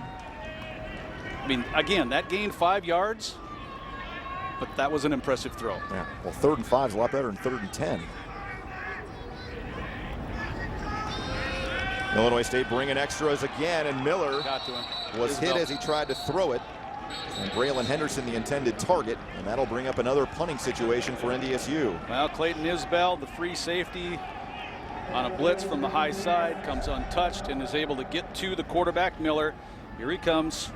Nobody's there to pick him up in terms of a running back in a pass pro situation. Just not enough time to get the pass off. And Tyler Roll said, we know we're going to see blitzes. When we played them in December of 2019, there was only 10 snaps. They didn't bring pressure on the entire game. So they're going to see if we can handle it here so far this afternoon. Wegner trying to pin him deep. Deforest will let it go. Hits at the goal line and will go into the end zone. And Illinois State will start at the 20-yard line. Wegner tried to pin him down. He's hiding. He's just hiding in there, right there. Can you say NFL? That's where he's headed next. So instead of playing another season here because of the fall wacky COVID situation. 30 NFL teams on hand for NDSU's Pro Day yesterday morning from 10 to noon, and Trey threw 66 passes. A lot of GMs and head coaches were here. And Trey met with the media, said, you know, he felt he had a pretty good day. Said it's been an interesting process, certainly. After Wentz went through it, I guess around here we kind of understand a little bit more of what that high-profile quarterback situation is on a pro day. Brown bouncing it out. Strong run, eluding tacklers. And a nice strong run there to start this drive. 19 yards up to the 39-yard line. Yeah, the redshirt freshman showing some pretty good hip right here. As he gets past Dom Jones, kind of sets up Jones to come back right along the hash mark and gets all the way up to the 39. Michael Tutsi finally dragging him down. That's a pretty good plant. Plant and go. Got past the safety. Brown coming from a really good high school program. 15-0 state title his senior year at Chester High School in South Carolina. Bison bringing bodies again. Jefferson deep. Looking for Jaylen Carr. Dom Jones on the coverage. No flag. Well, these combination blitzes just keep on going. When we talked with Coach Braun, the defensive coordinator, here it comes right at you. Combo blitz. You're going to see Wirtz right here, number 47, Kaiser, number 26. Now, the one thing David said that he goes, I go back to the SIU game, the game in which NDSU did not play well on either side of the ball, and he said, I became a passive play caller. I need to not do that anymore. Today, anything but. He has been aggressive. 2nd and long, 2nd and 10, probably aggressive again. Yes. Brown, more room up the middle. Pretty good gain of 7 yards. Will bring up 3rd and 3 at the 46. Jasir Cox coming in for the tackle, and the rushing yardage starting to pile up a little bit here in the second half. Now 127 yards on the ground for ISU. Lane Tucker came off limping a little bit and then reached down on his left ankle. I don't think it's anything severe, but he did come off the field after that play. Well, that man has to be happy. Sam O'Jury, former Bison tailback, the way his young tailbacks are performing here in this environment today. That'll take us to the end of the 3rd quarter. The final 15 should be interesting. The Bison still leading by a touchdown. ISU a big 3rd and 3 from the 46 when we come back. 14-7 on the Ag Country Farm Credit Services scoreboard. Today's game is brought to you in part by Shields. Get back into the swing of thing at Shields. They've got the top golf brands and custom club fitting to take your game to the next level. In-store and online at shields.com. Big third down here. 3rd and 3 from the 46. Jefferson under pressure again. Mostert giving chase. And that pass behind his intended target. Brown would have been right at the sticks. And the Bison come up with a big stop. The way this game has played out, I would be almost willing to run the ball on 3rd down and go for it on 4th. North Dakota State just 15 rushing yards, by the way, in that 3rd quarter. Bison just 69 total yards on the ground. Yeah, that's 25 carries and 69 yards to this point, and we'll see if the Bison can get a long drive here. Oh boy, This is a somebody first down. from NDSU, I think it was Costner Ching that jumped off sides. Yep, Chink went into the neutral zone, and then the offensive player moved to make the. I think this might be a first down. This is a first down. Illinois State saying so. The only question is whether or not he got back out of the neutral zone before the Illinois State guy moved, and that is the tricky part of this.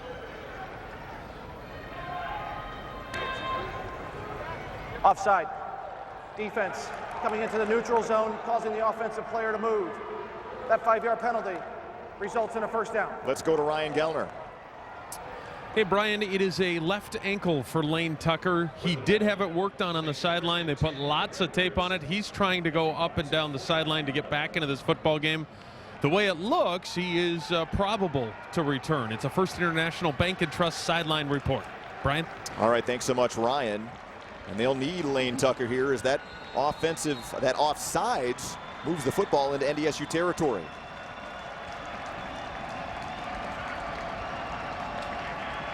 What a massive mistake. Brown met in the hole there by Braden Thomas. Others come in to help, no gain. Braden Thomas is having a solid day. He led the team in the first half in tackles. That's his 6th tackle of the day, which is tied for the team lead. Hankey also had 6, Kaiser 6, Josh Hayes 6. 2nd and long. Thomas, a roommate of Spencer Wagey. Spencer hosted him when he came here on his recruiting visit. Good friends.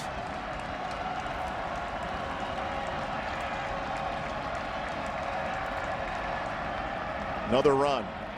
Brown, turn back again. Tutsi got in there. Costner Ching, and that'll bring up 3rd and long. A misdirection from the running back, trying to get NDSU influence to come to the near sideline, but the action of the lineman showing you that the play was going to go to the right. So NDSU stayed in its run fit, stayed in its lanes, didn't get sucked up and fooled by the little misdirection in the backfield. Well, this is interesting now. 3 down linemen for NDSU as they bringing in a couple extra defensive backs. Blitz high side. Jefferson hanging in there, and the pass is complete. And running free is Austin Nagel. Did he get into the end zone? No. No. Out of bounds at the 3-yard line, but a big pickup on 3rd and long. And the Redbirds just 3 yards away from having a chance to tie the game.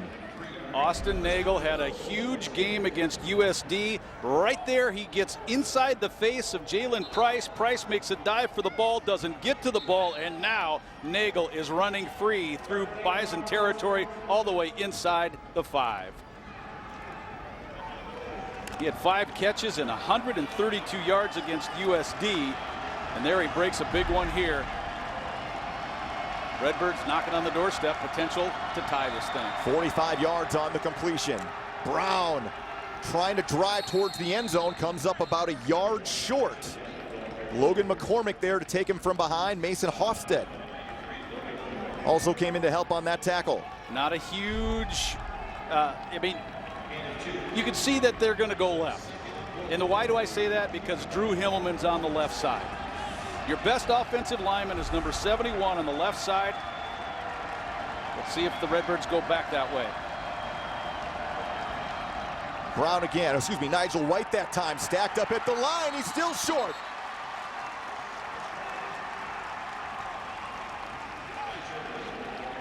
You have to think this is two-down territory for Brock Spack and company regardless.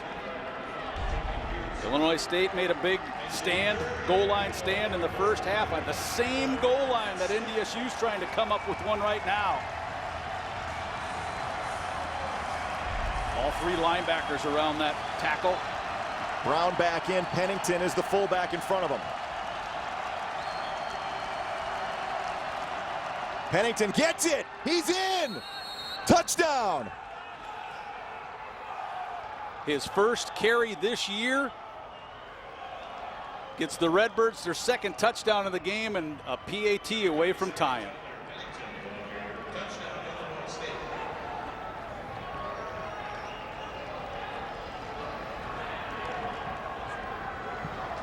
And Illinois State has really taken the momentum here, really since about the middle part of the third quarter, and are a PAT away from tying things up with just under 12 minutes to go.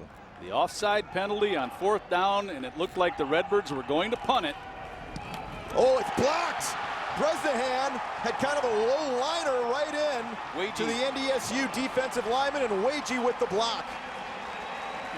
Oh, will that haunt ISU later in this quarter? We'll step aside. It's 14-13. Little bit of a low snap. Wagey gets his hands up. I might have went off the back of his own lineman. Regardless, the Bison lead by a single point on the Ag Country Farm Credit Services scoreboard. Spencer Wagey and company getting a much needed stop, at least on the PAT. And the guy sitting left of him had a blocked field goal last week. So those two guys with the 2 block kicks. Watson going to give this one a go at the 5. Sidesteps one person. Watson trying to get to the sideline. 2 flags come in as he's eventually taken down at the 36 by Kepera. Lippy with the block in the back.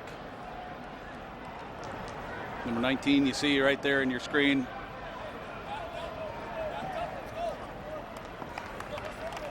So you'll march this nice return back a little bit. So penalties have become an issue here for NDSU, extending that touchdown drive and now taking away some good starting field position. Well, that last drive for ISU, 10 plays and 80 yards. Yeah, that defense is getting a little bit of gas. That's 26 plays in the second half. During the return, holding, return team, number 19. Penalties 10 yards from the spot of the foul. North Dakota State keeps the football. First down. That'll back up the Bison to their own 16. 99 getting his left arm up there on that very low kick. Watch 77. I thought it may have hit him first. Yeah, it might have, but he still he gets credit for the block. And a timeout taken for by NDSU. North Dakota State. Their running backs coach Joe Bashorter not happy with somebody. There is the Bobcat scoring recap. 10 plays, 80 yards. We talked about how big that offsides penalty was on the punt formation by Costner Ching. And now ISU outgaining NDSU 214 to 189. NDSU only 189 yards of total offense here this afternoon and only 73 on the ground. And at this stage of the game, right now, this offense needs to stay on the field for a while just to let the defense get an opportunity to rest.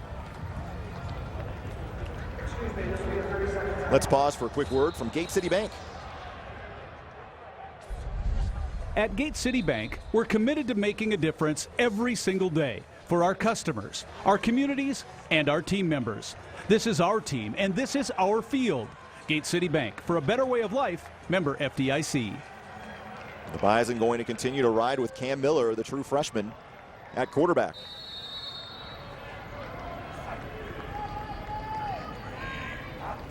Rajon Elson gets the carry on the end around, cuts it upfield. Kenton Wilhoit, good pursuit, but still a pickup of 4 yards on first down to the 20. Well, before the play was snapped, you may have noticed that both of the wide receivers were on the narrow side of the field, the close side of the field. That was to try to give Nelson as much space as possible to make a move on the high side.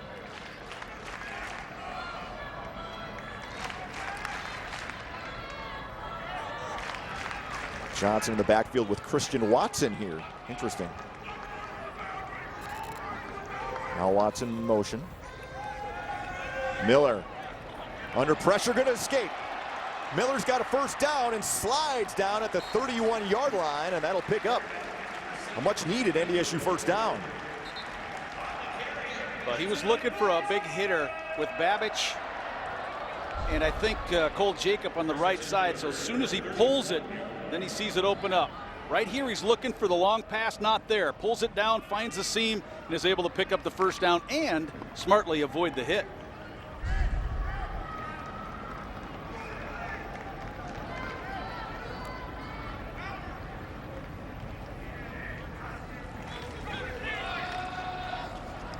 Room there for Ganella, running through an arm tackle. Ganella to midfield, and finally cut down at about the 44-yard line of Illinois State by Jarrell Jackson. So NDSU, an explosive play in the running game. Zone blocking scheme allowing Ganella. Now nobody pulls, so that means it's a zone. You're stretching, and now there's the little bit overrun on the play. It was Michael Gomez who overran the play just by a half a step, and then Ganella saw that tiny little seam and got upfield. And a Redbird is down over on the far sideline.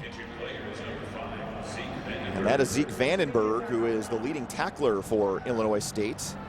And he looks like he's in some pretty good pain right now. Oh boy. We'll step aside and be back.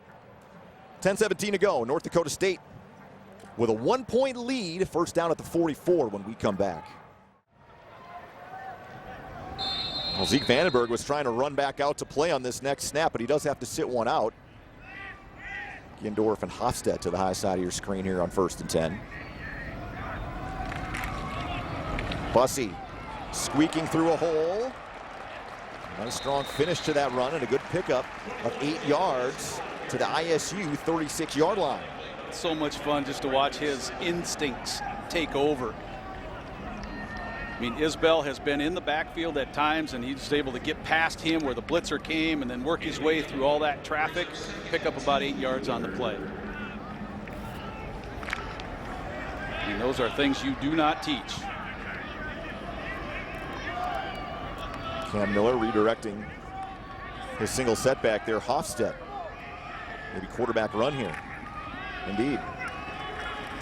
Miller has enough for a first down.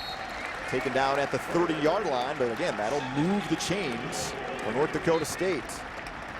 Yeah, at this stage of his Bison career, Logan Hofstedt's probably not ever going to run the ball. So when you see that situation when he's the lone back, yes, Brian, you correctly understood that he's going to be the lead blocker. Miller's going to pick it up the first down here and use some of that beef. Logan ran it well in high school. He had one game where he had over 400 yards and 5 touchdowns, but that's not his job right here. Much different situation now because Ganella is in the backfield. Ganella, not a lot of room to maneuver. Again, it's Big John Ridgway getting in there. This guy's been active today. And quite frankly, his backup, Michael Gomez, has done a pretty good job in spelling him as well. His lateral movement for as big as he is and in contact with the center, because almost every time he snaps it in this defense, his first point of contact is right away. I mean, it's not like he's running free. He's able to shake that first contact, 330 pounds, 6'6". And he's a local kid, too, out of Bloomington. 7th play of this drive for North Dakota State. In fact, he was a Bloomington High School Athlete of the Year, I believe, his senior year. Miller swinging it out. Boy, there's nobody out there to take Ganella. Ganella reaches across the 20, and that should be enough for a first down. Iverson Brown finally came over to finish him off. Jarrell Jackson held him up for just a moment. Yeah, but Jackson's the corner. It's not his opportunity. You saw him go up with Gindorf. So Gindorf runs right up the middle, right up the seam. That takes the corner away. See, 26 goes back to the middle to guard 87. Nobody left out here on the flat, and then this is what you really like, the strength to finish it at the end and pick up the first down. The Bison offense needed to stay on the field this drive. They're doing it. Back to the power game. Ganella gains 3, maybe 4 yards. Well, they're smacking each other in the middle there, aren't they, LT? It usually happens in this game last time I checked. But yeah, when you have Ridgeway, you're trying to move. Obviously, if you're running power, you're getting multiple guys on number 99 to try to just get him to turn his shoulders just a little bit.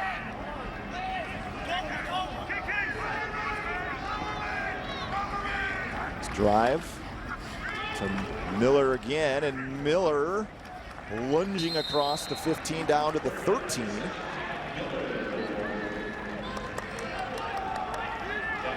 Well, this is nothing fancy, just power football right now is what NDSU's trying to finish this drive off. Cam Miller now leads the team with 45 rushing yards on 9 carries. The Bison overall 132 yards on the ground.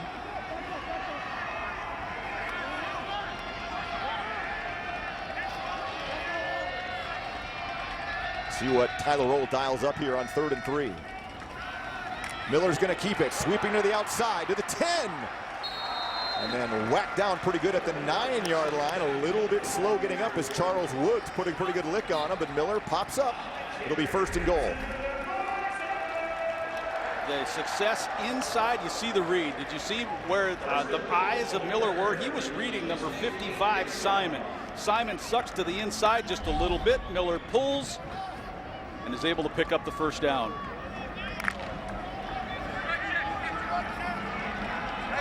Two true freshmen, Miller and Ganella, in the backfield here on 1st and goal.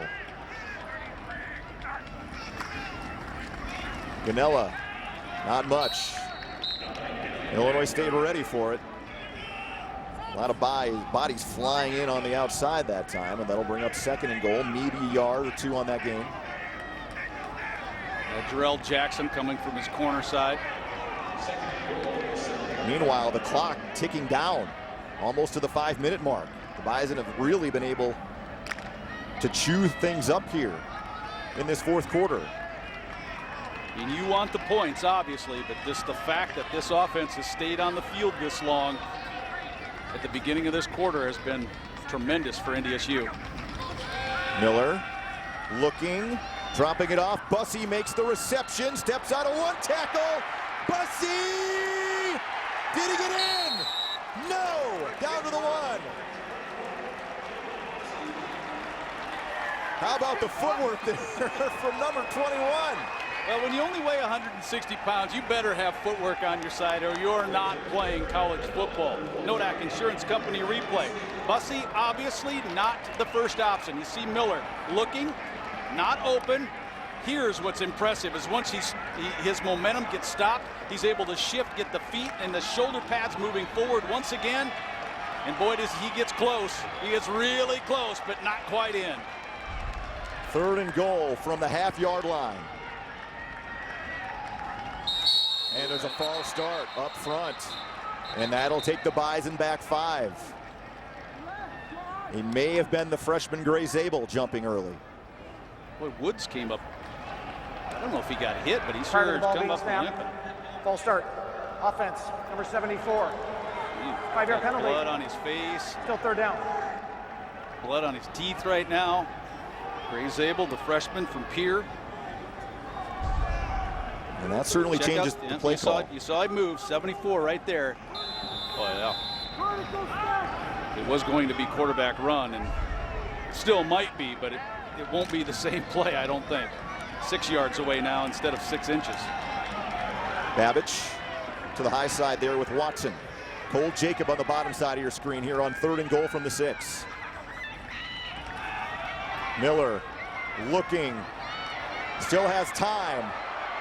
Now he's going to run. Cam Miller, touchdown!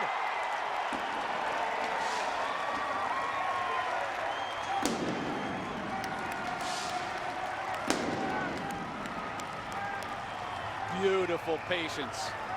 Beautiful patience from the true freshman Cam Miller. I thought at the last second, Babbage came free on the wide side. I thought maybe he was going to go back there, but then he saw a running lane open to his right, and he got it in for the touchdown.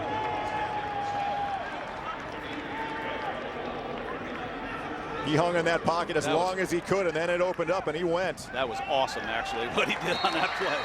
Extra point added by Griffin Crosa, and that will extend the lead to 8 with 3:39 to go. The Bison marching down the field, 13 plays, 84 yards in 8 minutes and 13 seconds. The true freshman in crunch time comes up big. 13 plays, 84 yards on the Bobcat scoring recap, and Cam Miller, young man growing up before everyone's eyes here. Critical 6-yard touchdown run on 3rd and goal. And Illinois State still a shot here, only trailing by 1 score. They need the 2-point conversion. Fair catch. And Price will wave the hand, and Illinois State at the 25. Let's revisit the touchdown. Go at a little bit longer before we pause it.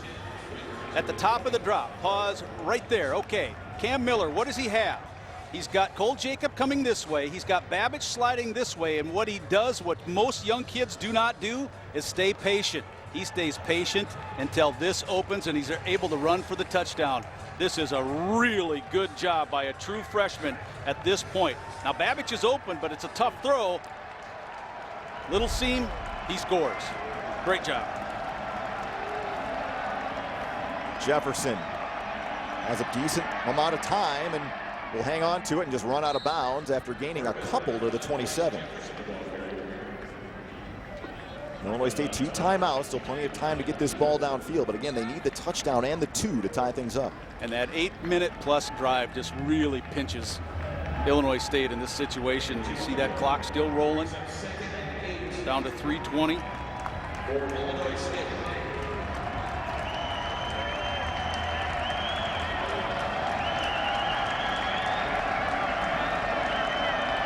Now you got the defense out there with some fresher legs. Somebody moved from Illinois State. Jasir Cox creeped up towards the line of scrimmage, and somebody flinched. False start. Offense. Number 79. 5-yard penalty. Second down. Trey Georgie. Last week he was playing right guard. Well, in fact, last week the center Jones was playing left guard. Cole Anderson, the right tackle, was playing center.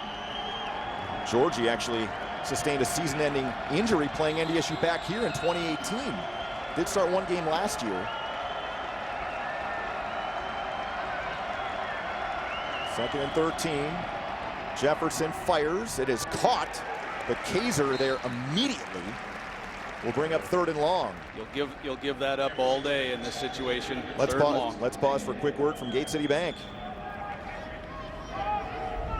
Hey students, Gate City Bank checking accounts offer debit card rewards, customizable debit cards including an NDSU option, the ability to transfer funds instantly, and so much more. Visit gatecity.bank/open to get started. Gate City Bank, for a better way of life, member FDIC. Nagel was the one that made that catch. ISU 3 timeouts here as we approach the 2-minute mark. A little bit of a screen and it was dropped. He had some room too. Had a couple blockers out front, and Brown could just not haul it in. It was short-armed a little bit by Jefferson. And what does Brock Spack do here? Do you risk punting it away and hoping your defense can get a stop? Or do you take a shot here on 4th and 7? Nodak Insurance Company replay. You're right about the short arm. Jefferson didn't throw a very catchable ball. Boy, you hate to give it away though after, and I know that the line of scrimmage is your own 7-yard line, but the team you're kicking to just had an 8-minute drive. I think Price will just call for the fair catch, and he makes it at the 20. So Brock Spack putting faith in his defense to get a stop here and get his offense the football back as we are at the 2:09 mark here in the 4th quarter. What's one of the most prideful things for an offense? To end the game on the field. When you have the lead, you're trying to grind that clock. That's what Matt Entz's offense has an opportunity to do right here, right now. NDSU had only 9 first downs through 3 quarters. They had 6 first downs on that last drive.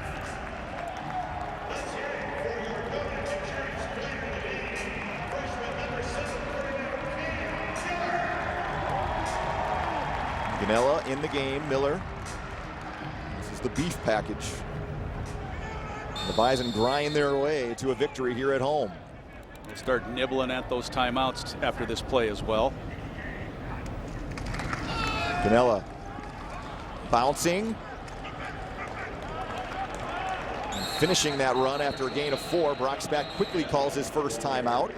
Vandenberg in there among others to drag him down. And is that Vandenberg still down again? Now he's helped up. Yeah, he went off. You saw that. He bounced his knee off the helmet of Cody Mauk trying to make that tackle. Went and got it checked. They did the strength checks and everything looked good. And he had an abrasion on the top of it, a little blood off that knee, but he came back in. It's Charles Woods getting helped up. Woods, the 2 interceptions. So it's a pretty simple situation right now for North Dakota State. Get a first down, game's over. Brandon Simon leads ISU with 9 tackles. Jarrell Jackson has 8 and Charles Woods with 7. I think Isbell, though, today has probably been the most disruptive defender also for has the Redbirds.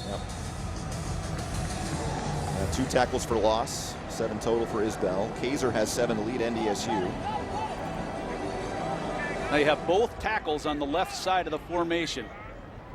Volson, well, actually Cordell's playing guard right now. Ganella trying to pick his way. Vandenberg got there again first. But Ganella driving the legs forward, and that'll bring up a 3rd and 3 as Spack calls his second timeout. So big play coming up here for both squads. Ganella had 1, I think, earlier this year go out. But the one thing about this kid, he understands situations, but you see he's got both arms around that ball. It's going to be tough to try to rip it out of there.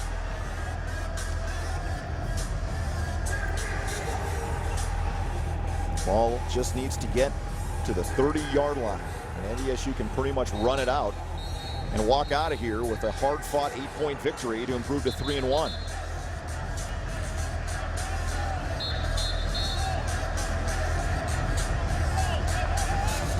Fourteenth meeting, NDSU has won 9 in a row. The last time the Redbirds won here, 2009. That was in Brocksback's first year as head coach. It was on homecoming, 27-24.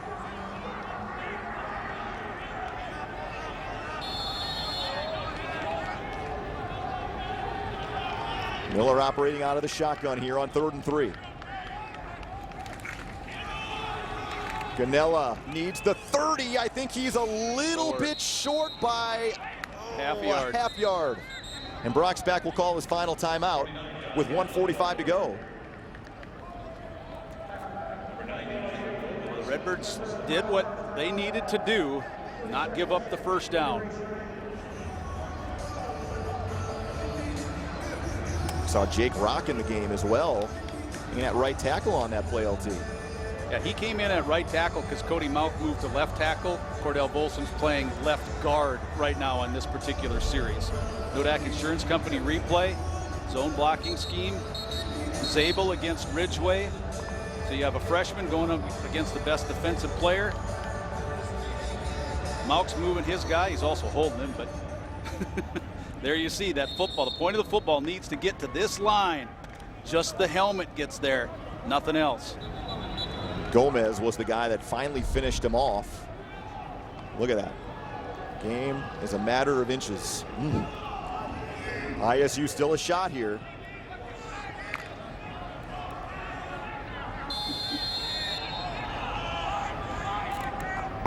Wegner's been brilliant so far here this afternoon after a great performance last weekend at Missouri State.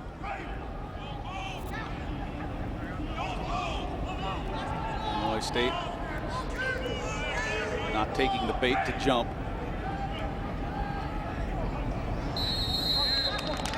And NDSU will call a timeout with 2 on the play clock. So I think that was the plan, was to try to get them to move, pick up a cheap first down, and now I think they just decide to boot it away. Spencer Deforest is the one back, and that name is very familiar around the Illinois State program. Ty Deforest was a linebacker for ISU last year, number 50. Did a nice job for that program. And This Kai is his cousin. Yeah. So Also plays on the defensive side of the ball, the one back there. Ross Kennelly, the snapper.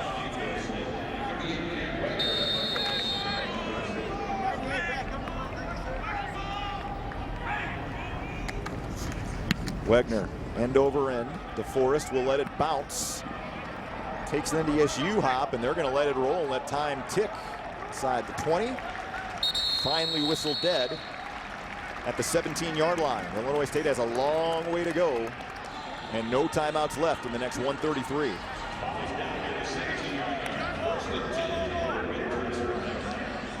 In the game against the Coyotes, which is the closest game that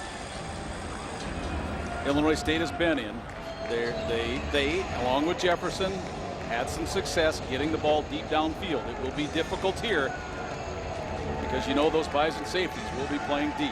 There's only been 4 accepted penalties in this entire game. 3 of them have gone against NDSU. Just the one false start against Illinois State.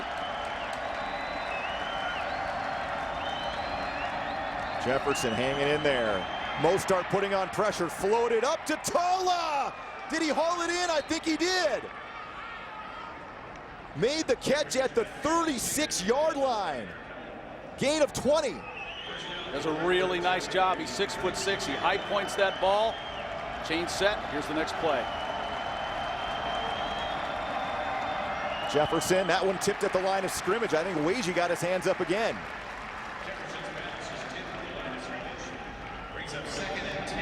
That'll stop the clock with 1:11. Towla goes up, high points it.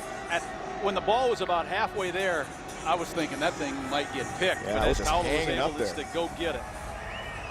Boy, Tala has had himself a big game here today. The Bison rotate 4 fresh defensive linemen in right now.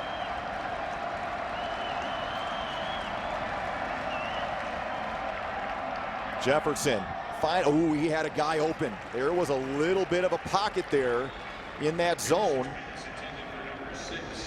But Grimes could not go up that high to make that catch. Taylor Grimes, it's a zone. You can tell it's a zone because Price takes Grimes and releases him to the safety. Didn't stay with him running man for man, trying to find that soft spot in the outside zone.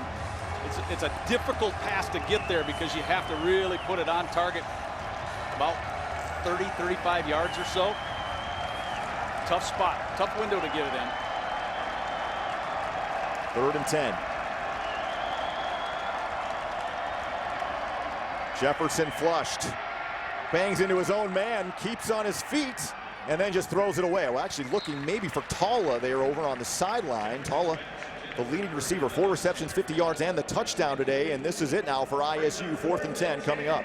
There were a couple of times where I thought that he might have been had. In fact, Brendan Cook, I think, had a pretty good shot at him, but could not control the sophomore, and this is 4th down, under a minute to go.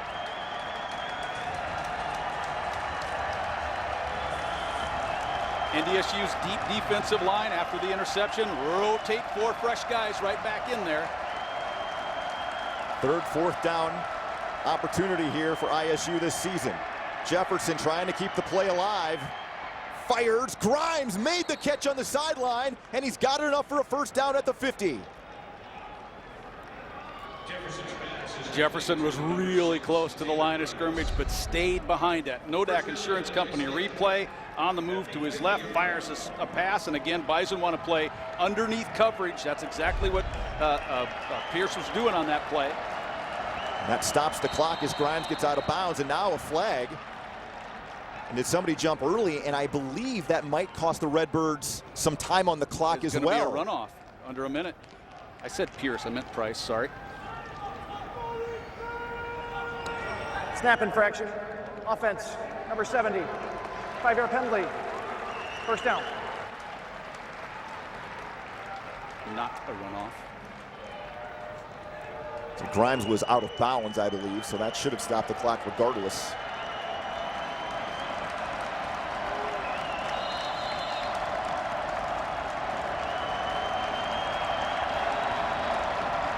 Jefferson, Grimes got a little alligator armish there as he saw. The Bison defender flying into the picture, and the pass a little bit out of his reach. Yeah, then Price made a dive for it, but not in a position to come up with the catch. But yeah, he got rid of that ball real quick and not on target. But to be honest, it's probably better that for ISU that's an incompletion than a 6-yard pickup. That does them no good with the clock running. Boy, the two safeties really deep. Jefferson under pressure, stays on his feet again. And finally, I think it was Mostart that took him down. Loss of about a half yard, but again, the clock continues to run, and it's 3rd and 15. 4 down linemen getting the pressure in there. Mostart making the tackle. Boy, when the quarterback can't set his feet, that's a really good spot for the defense to put him in. Jefferson dumping it off. Brown needs to get to the sideline. He can't get there. Clock down to 15. They're going to have to hustle just to get this play off. Yeah, you can't clock it because it's 4th down. Jefferson's got to hurry up. He does not realize that he is running out of time. Clock down to 3. 1, they just get it off. Last play of the game. Jefferson heaves it into traffic, batted away, and that'll do it. Jackson Hankey breaks it up, and NDSU will escape with an 8-point win here at home.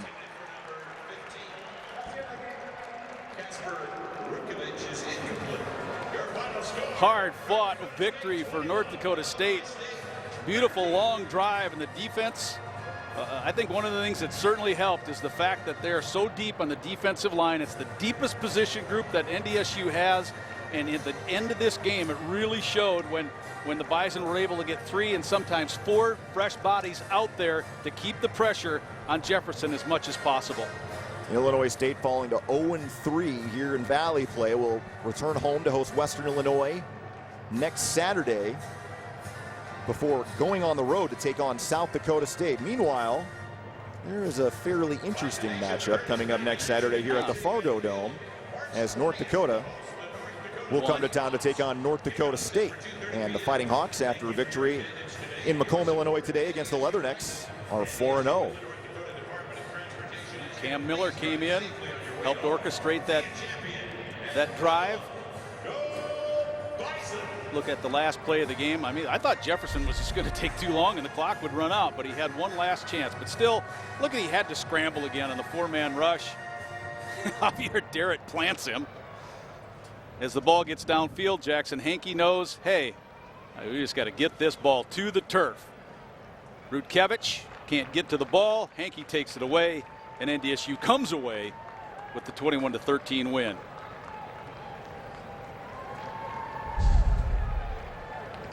Rutkevich held without a catch today. Austin Nagel had 2 for 51, including the big 45-yarder. That was a point of emphasis, too, because Rutkevich, he really had a solid game the last time that NDSU played this squad. He had a 64-yarder in that game, if I remember right. NDSU head coach has made his way over to chat with Ryan Gellner. Matt, when you need your offense the most, they put together a nice 8-minute drive, got your points on the board. You're exactly right. That's what we needed at that time right then, and it was a great job executing. Ran the ball really effectively. You saw Dom Ganella get involved. Freshman quarterback got into the mix and did a nice job of operating the offense. It's a place to start. I know there's a lot of room to improve, but I'll take it.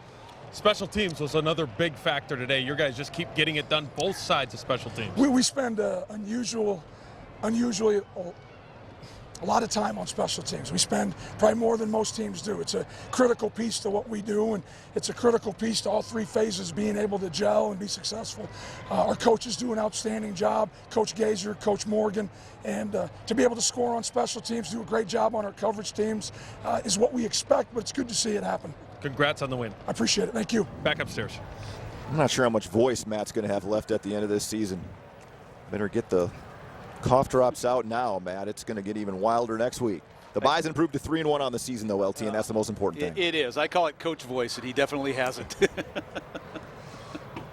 North Dakota State, some anxious moments in the fourth quarter, but the Bison put together a nice long drive engineered by the young freshman from Solon, Iowa, Cam Miller, as he takes in his first career touchdown. And the Bison win it by 8 here this afternoon. 21-13, the final on the Ag Country Farm Credit Services scoreboard. North Dakota State improving to 3-1 on the season, and also improving their home game winning streak to 31 games, which is the active D1 record right now. And it's also the 5th longest in FCS history, so still something to build on with your rival coming to town next weekend.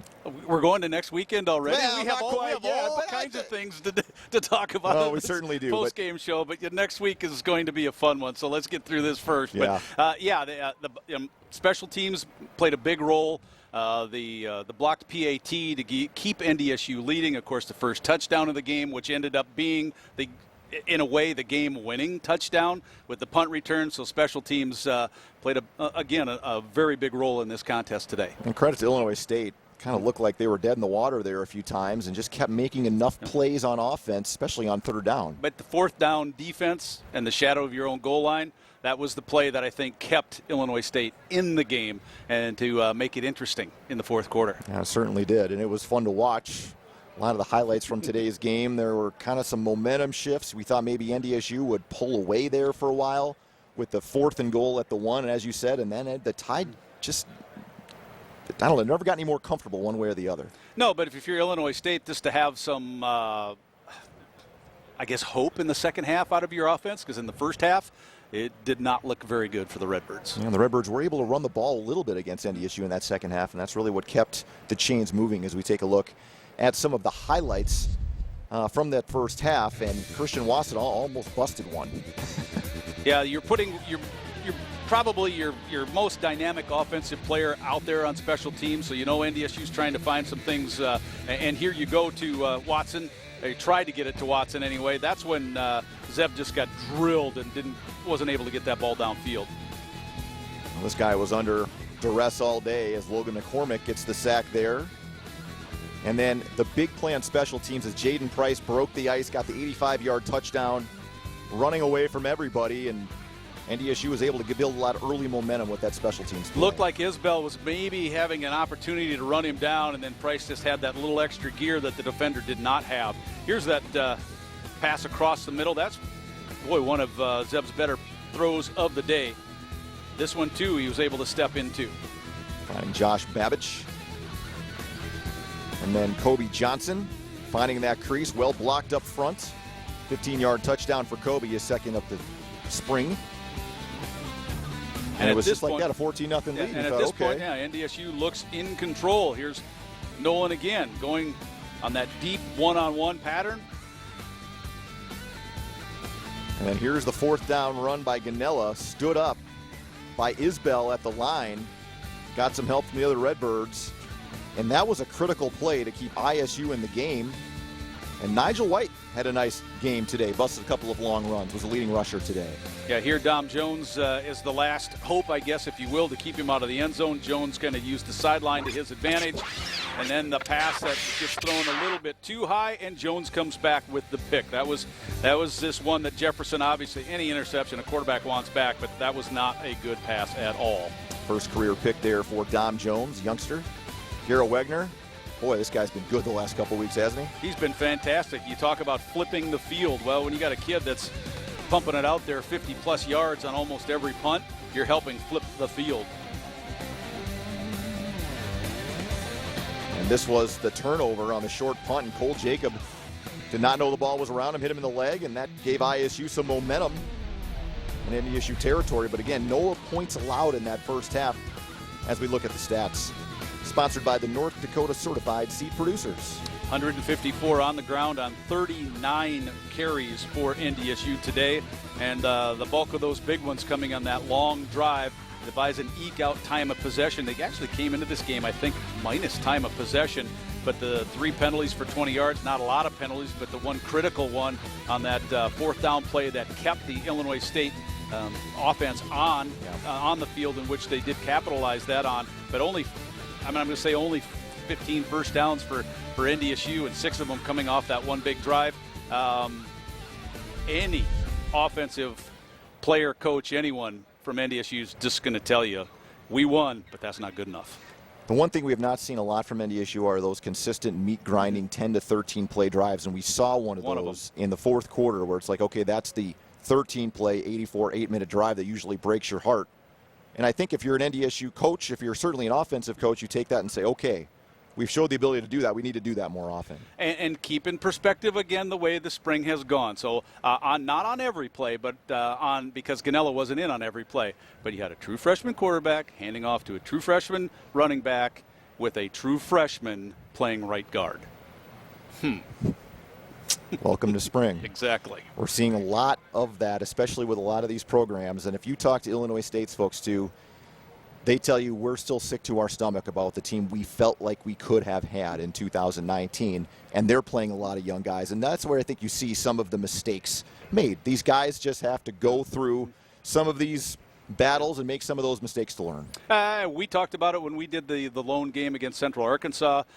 We said that same thing with NDSU. Boy, imagine if they could have kept the guys who aren't here, I guess, so to speak. We could run down the list, but you know who they are. But we're looking at a different animal, and that's just the way it is. We will step aside and be back with more of the postgame show from here at the Fargo Dome. But North Dakota State getting it done on their home turf. 21-13 the final. The Bison moving to 3-1 on the season. North Dakota State picks up its third Missouri Valley Conference win, 21-13 final over Illinois State. The Bison have won 10 in a row now against the Redbirds. The last few years, Cam Miller, the Nodak Insurance Company player of the game, 57 rushing yards, 5 of 7 passing for 61 passing yards, and comes through in the clutch on a big 3rd and goal to score his first career touchdown. He is standing by with Ryan Gellner.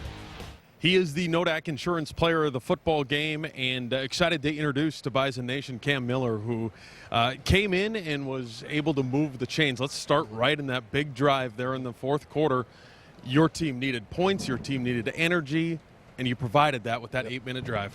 I was just trying to stay calm, I had not been in a situation like that since the semifinal game in high school, so just trying to keep my poise and just listen to the coaches and the players on the sideline, I think really helped. You told me as we were getting ready for this interview that you didn't expect to be here at this point as a freshman. You thought you might have a couple of years to get used to this, whatever this is, but it's here. Yep. Take me through that. Like I said, I thought this day would come when I was a junior or senior, and just watching all these upperclassmen show me the way, I think helped me develop a little bit faster. But no, I never expected this to happen. It honestly felt like a dream when I was out there. It was awesome. 5 of 7, 61 yards, but on the ground, 11 rushes, 57 yards. You took some licks as well. I need to learn to slide. I think that's the first thing that I got to do next week. Just learn how to take hits. Going up against 16 and 17-year-olds in high school, you can kind of get away with running through guys, and now you got to be smart with your body. So. On the last touchdown, patience might have been your best virtue. You waited, you looked, you waited, you waited some more, and then finally it just opened up. Take me through it. Yeah, so we had called kind of a mesh look because we thought we were getting man. So I just kind of took my time, and I was really surprised with how much time that I had in the pocket, and then saw some green grass and just took advantage of it. And then it got exciting, didn't it? Yeah. You had a pretty good celebration in the end zone with your teammates. Yeah. So, I appreciate it, man. This is hopefully something we can do again. We look forward to it. I will ask you about next week. I know you don't know a lot about North Dakota, but people that fill this Fargo Dome know a lot about North Dakota. This one means something to everybody sitting in the seats. Do you get that same feeling quite yet, or do you think you're waiting till next week to understand what that's all about? We're just trying to take it one week at a time, and so we're just focused on this week, and next week will be a whole different story. So. Exactly what I expected you to say. Thank you. Very much. Look forward to doing it again. I'm going to have you hand the microphone here to Jaden Price. Guys, Jaden will come in, and man, Jaden, you got this thing going right away with these guys. Talk about right off the bat, pushing it down the sideline, getting 6 points. It was huge. First off, getting a stop there on the first drive on D, and then going back there, I just trusted my blockers, and I knew I was going to get my opportunity, and I just ran with it. I'm going to have you pick that microphone up just a little bit. You ran with it. 85 yards is a long ways to go. Did you feel like you were pulling away, or everybody was catching, or what was going through your mind at that point? Oh yeah, I knew once I passed that last blocker that I was gone. I just had to make sure I looked back and I was good. But yeah, I knew right away. Once I got outside, I was good. Not sure if it's shocking or not, but special teams has been a key for this football team, and the wins that you guys have had. Special teams maybe goes unnoticed, but without Garrett Wagner, without plays like you, without block kicks, these are different football games. Special teams have been huge. Special teams wins us football games, 100%. We preach that every day throughout the week. And Wags had a heck of a day booming that thing. And, yeah, just 100%. Special teams wins and loses you games. So we spend a lot of time on special teams, and I think that showed today. Do you feel like as a team now you've got this thing going back in the right direction, kind of done feeling things out and starting to play Bison football? We're taking it day by day. We're obviously happy with the win, but next week is a new task, and we'll prepare on Monday. I have to ask you about North Dakota. They're right around the corner. Bison fans certainly know about UND. In the locker room, have you gotten to that point quite yet, or does it take a week to get there? Nope, they haven't even crossed my mind.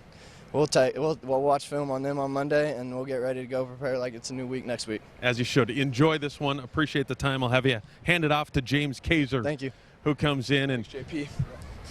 Good job, guys. James Kaiser, you led the defense again, but this defense, other than a couple plays here and there, you were able to pin your ears back today and really get after them. Yeah, first of all, I'd just like to thank the Lord for letting me play this beautiful game.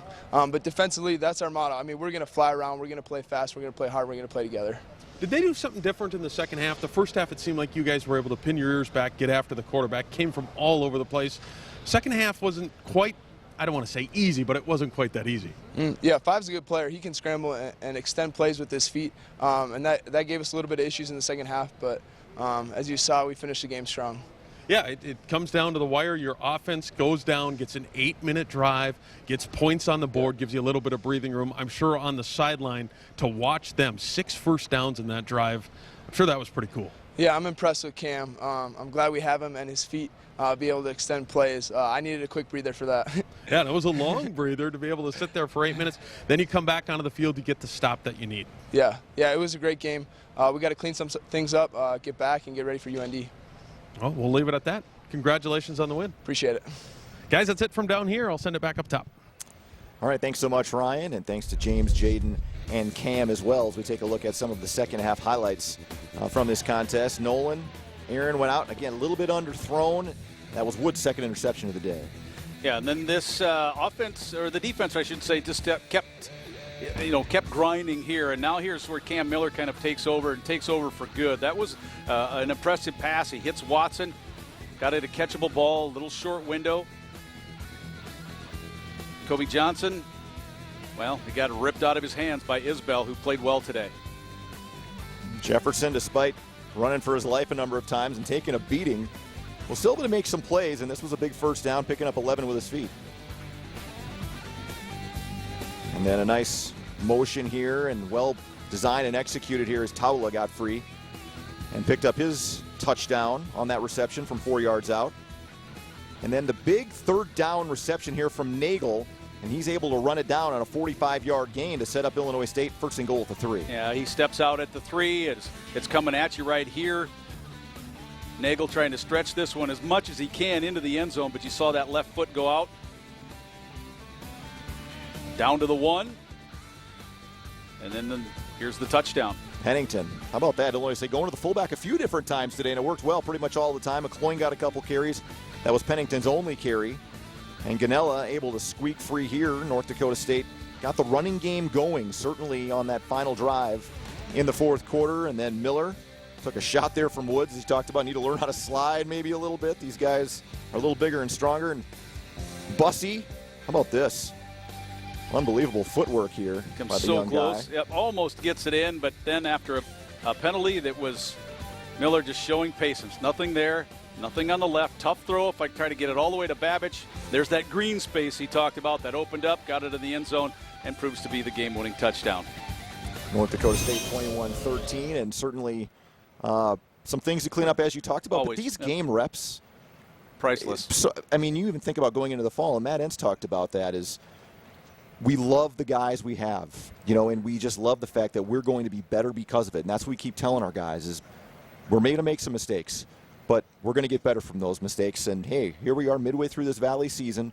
Certainly some challenges coming yet, starting with next week, but lots to build on here moving forward. Yeah, I mean, Ryan talked with him about the long punt return, the 85-yarder. That's the longest play that we've had so far this spring. There was the 81-yarder from Nolan to Henderson last week, so that one got eclipsed, and the kid who ran that's just a sophomore. So, I mean, when you start looking down at this roster, I mean, NDSU is so young, but still to be able to get that experience and win football games while you're getting it, beautiful thing. You're going to take it. We'll step aside and be back to close things out from here at the Fargo Dome as the Bison return to their home turf and pick up a win on a beautiful, sunny, warm spring afternoon for college football here in Fargo. I didn't even bring my coat inside today.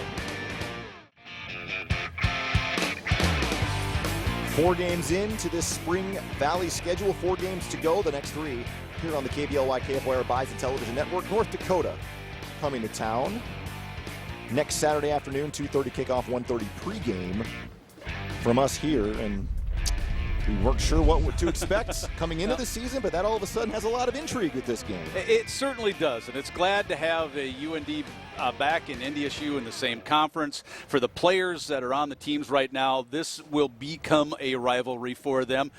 To be honest, it really isn't yet. It is for all of the fans. It's for us. We've been around. You went to UND. I've been watching UND play NDSU for 30 years in the state of North Dakota. So for us, it definitely is a rivalry, and it is no secret it's going to be a big game simply by what UND has been able to do so far this spring, and that is win. UND is 4-0. Wow, calling out I went to UND on live television. Well, How you about did. that? What? Am I wrong? Let's just keep that under wraps for now. Okay, we'll edit that part out. Let's take a look at the Missouri Valley Conference scoreboard from today. Southern Illinois hangs on, had to claw back into that game, down 13-0. Northern Iowa had a 30-yard field goal to win it in the closing seconds. They miss.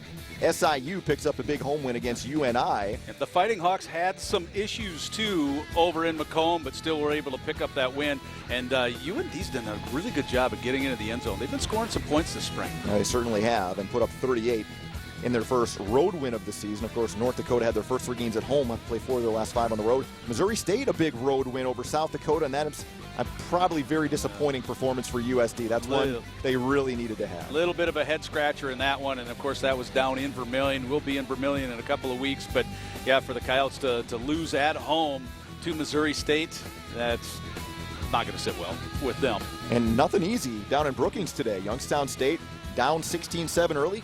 Found a way. Again, a young team, new coach. Young quarterback. Getting better every week, and they gave the Jackrabbits a game today. Yeah, I mean, SDSU with a young quarterback, USD with a young quarterback. We just watched what could be the emergence of a freshman quarterback here, so I guess it is it's the spring of youth. It certainly is, and it's been fun to be along for the ride here. It's been unique, it's been different, but hey, we're playing football in the spring. We're glad to bring it to you.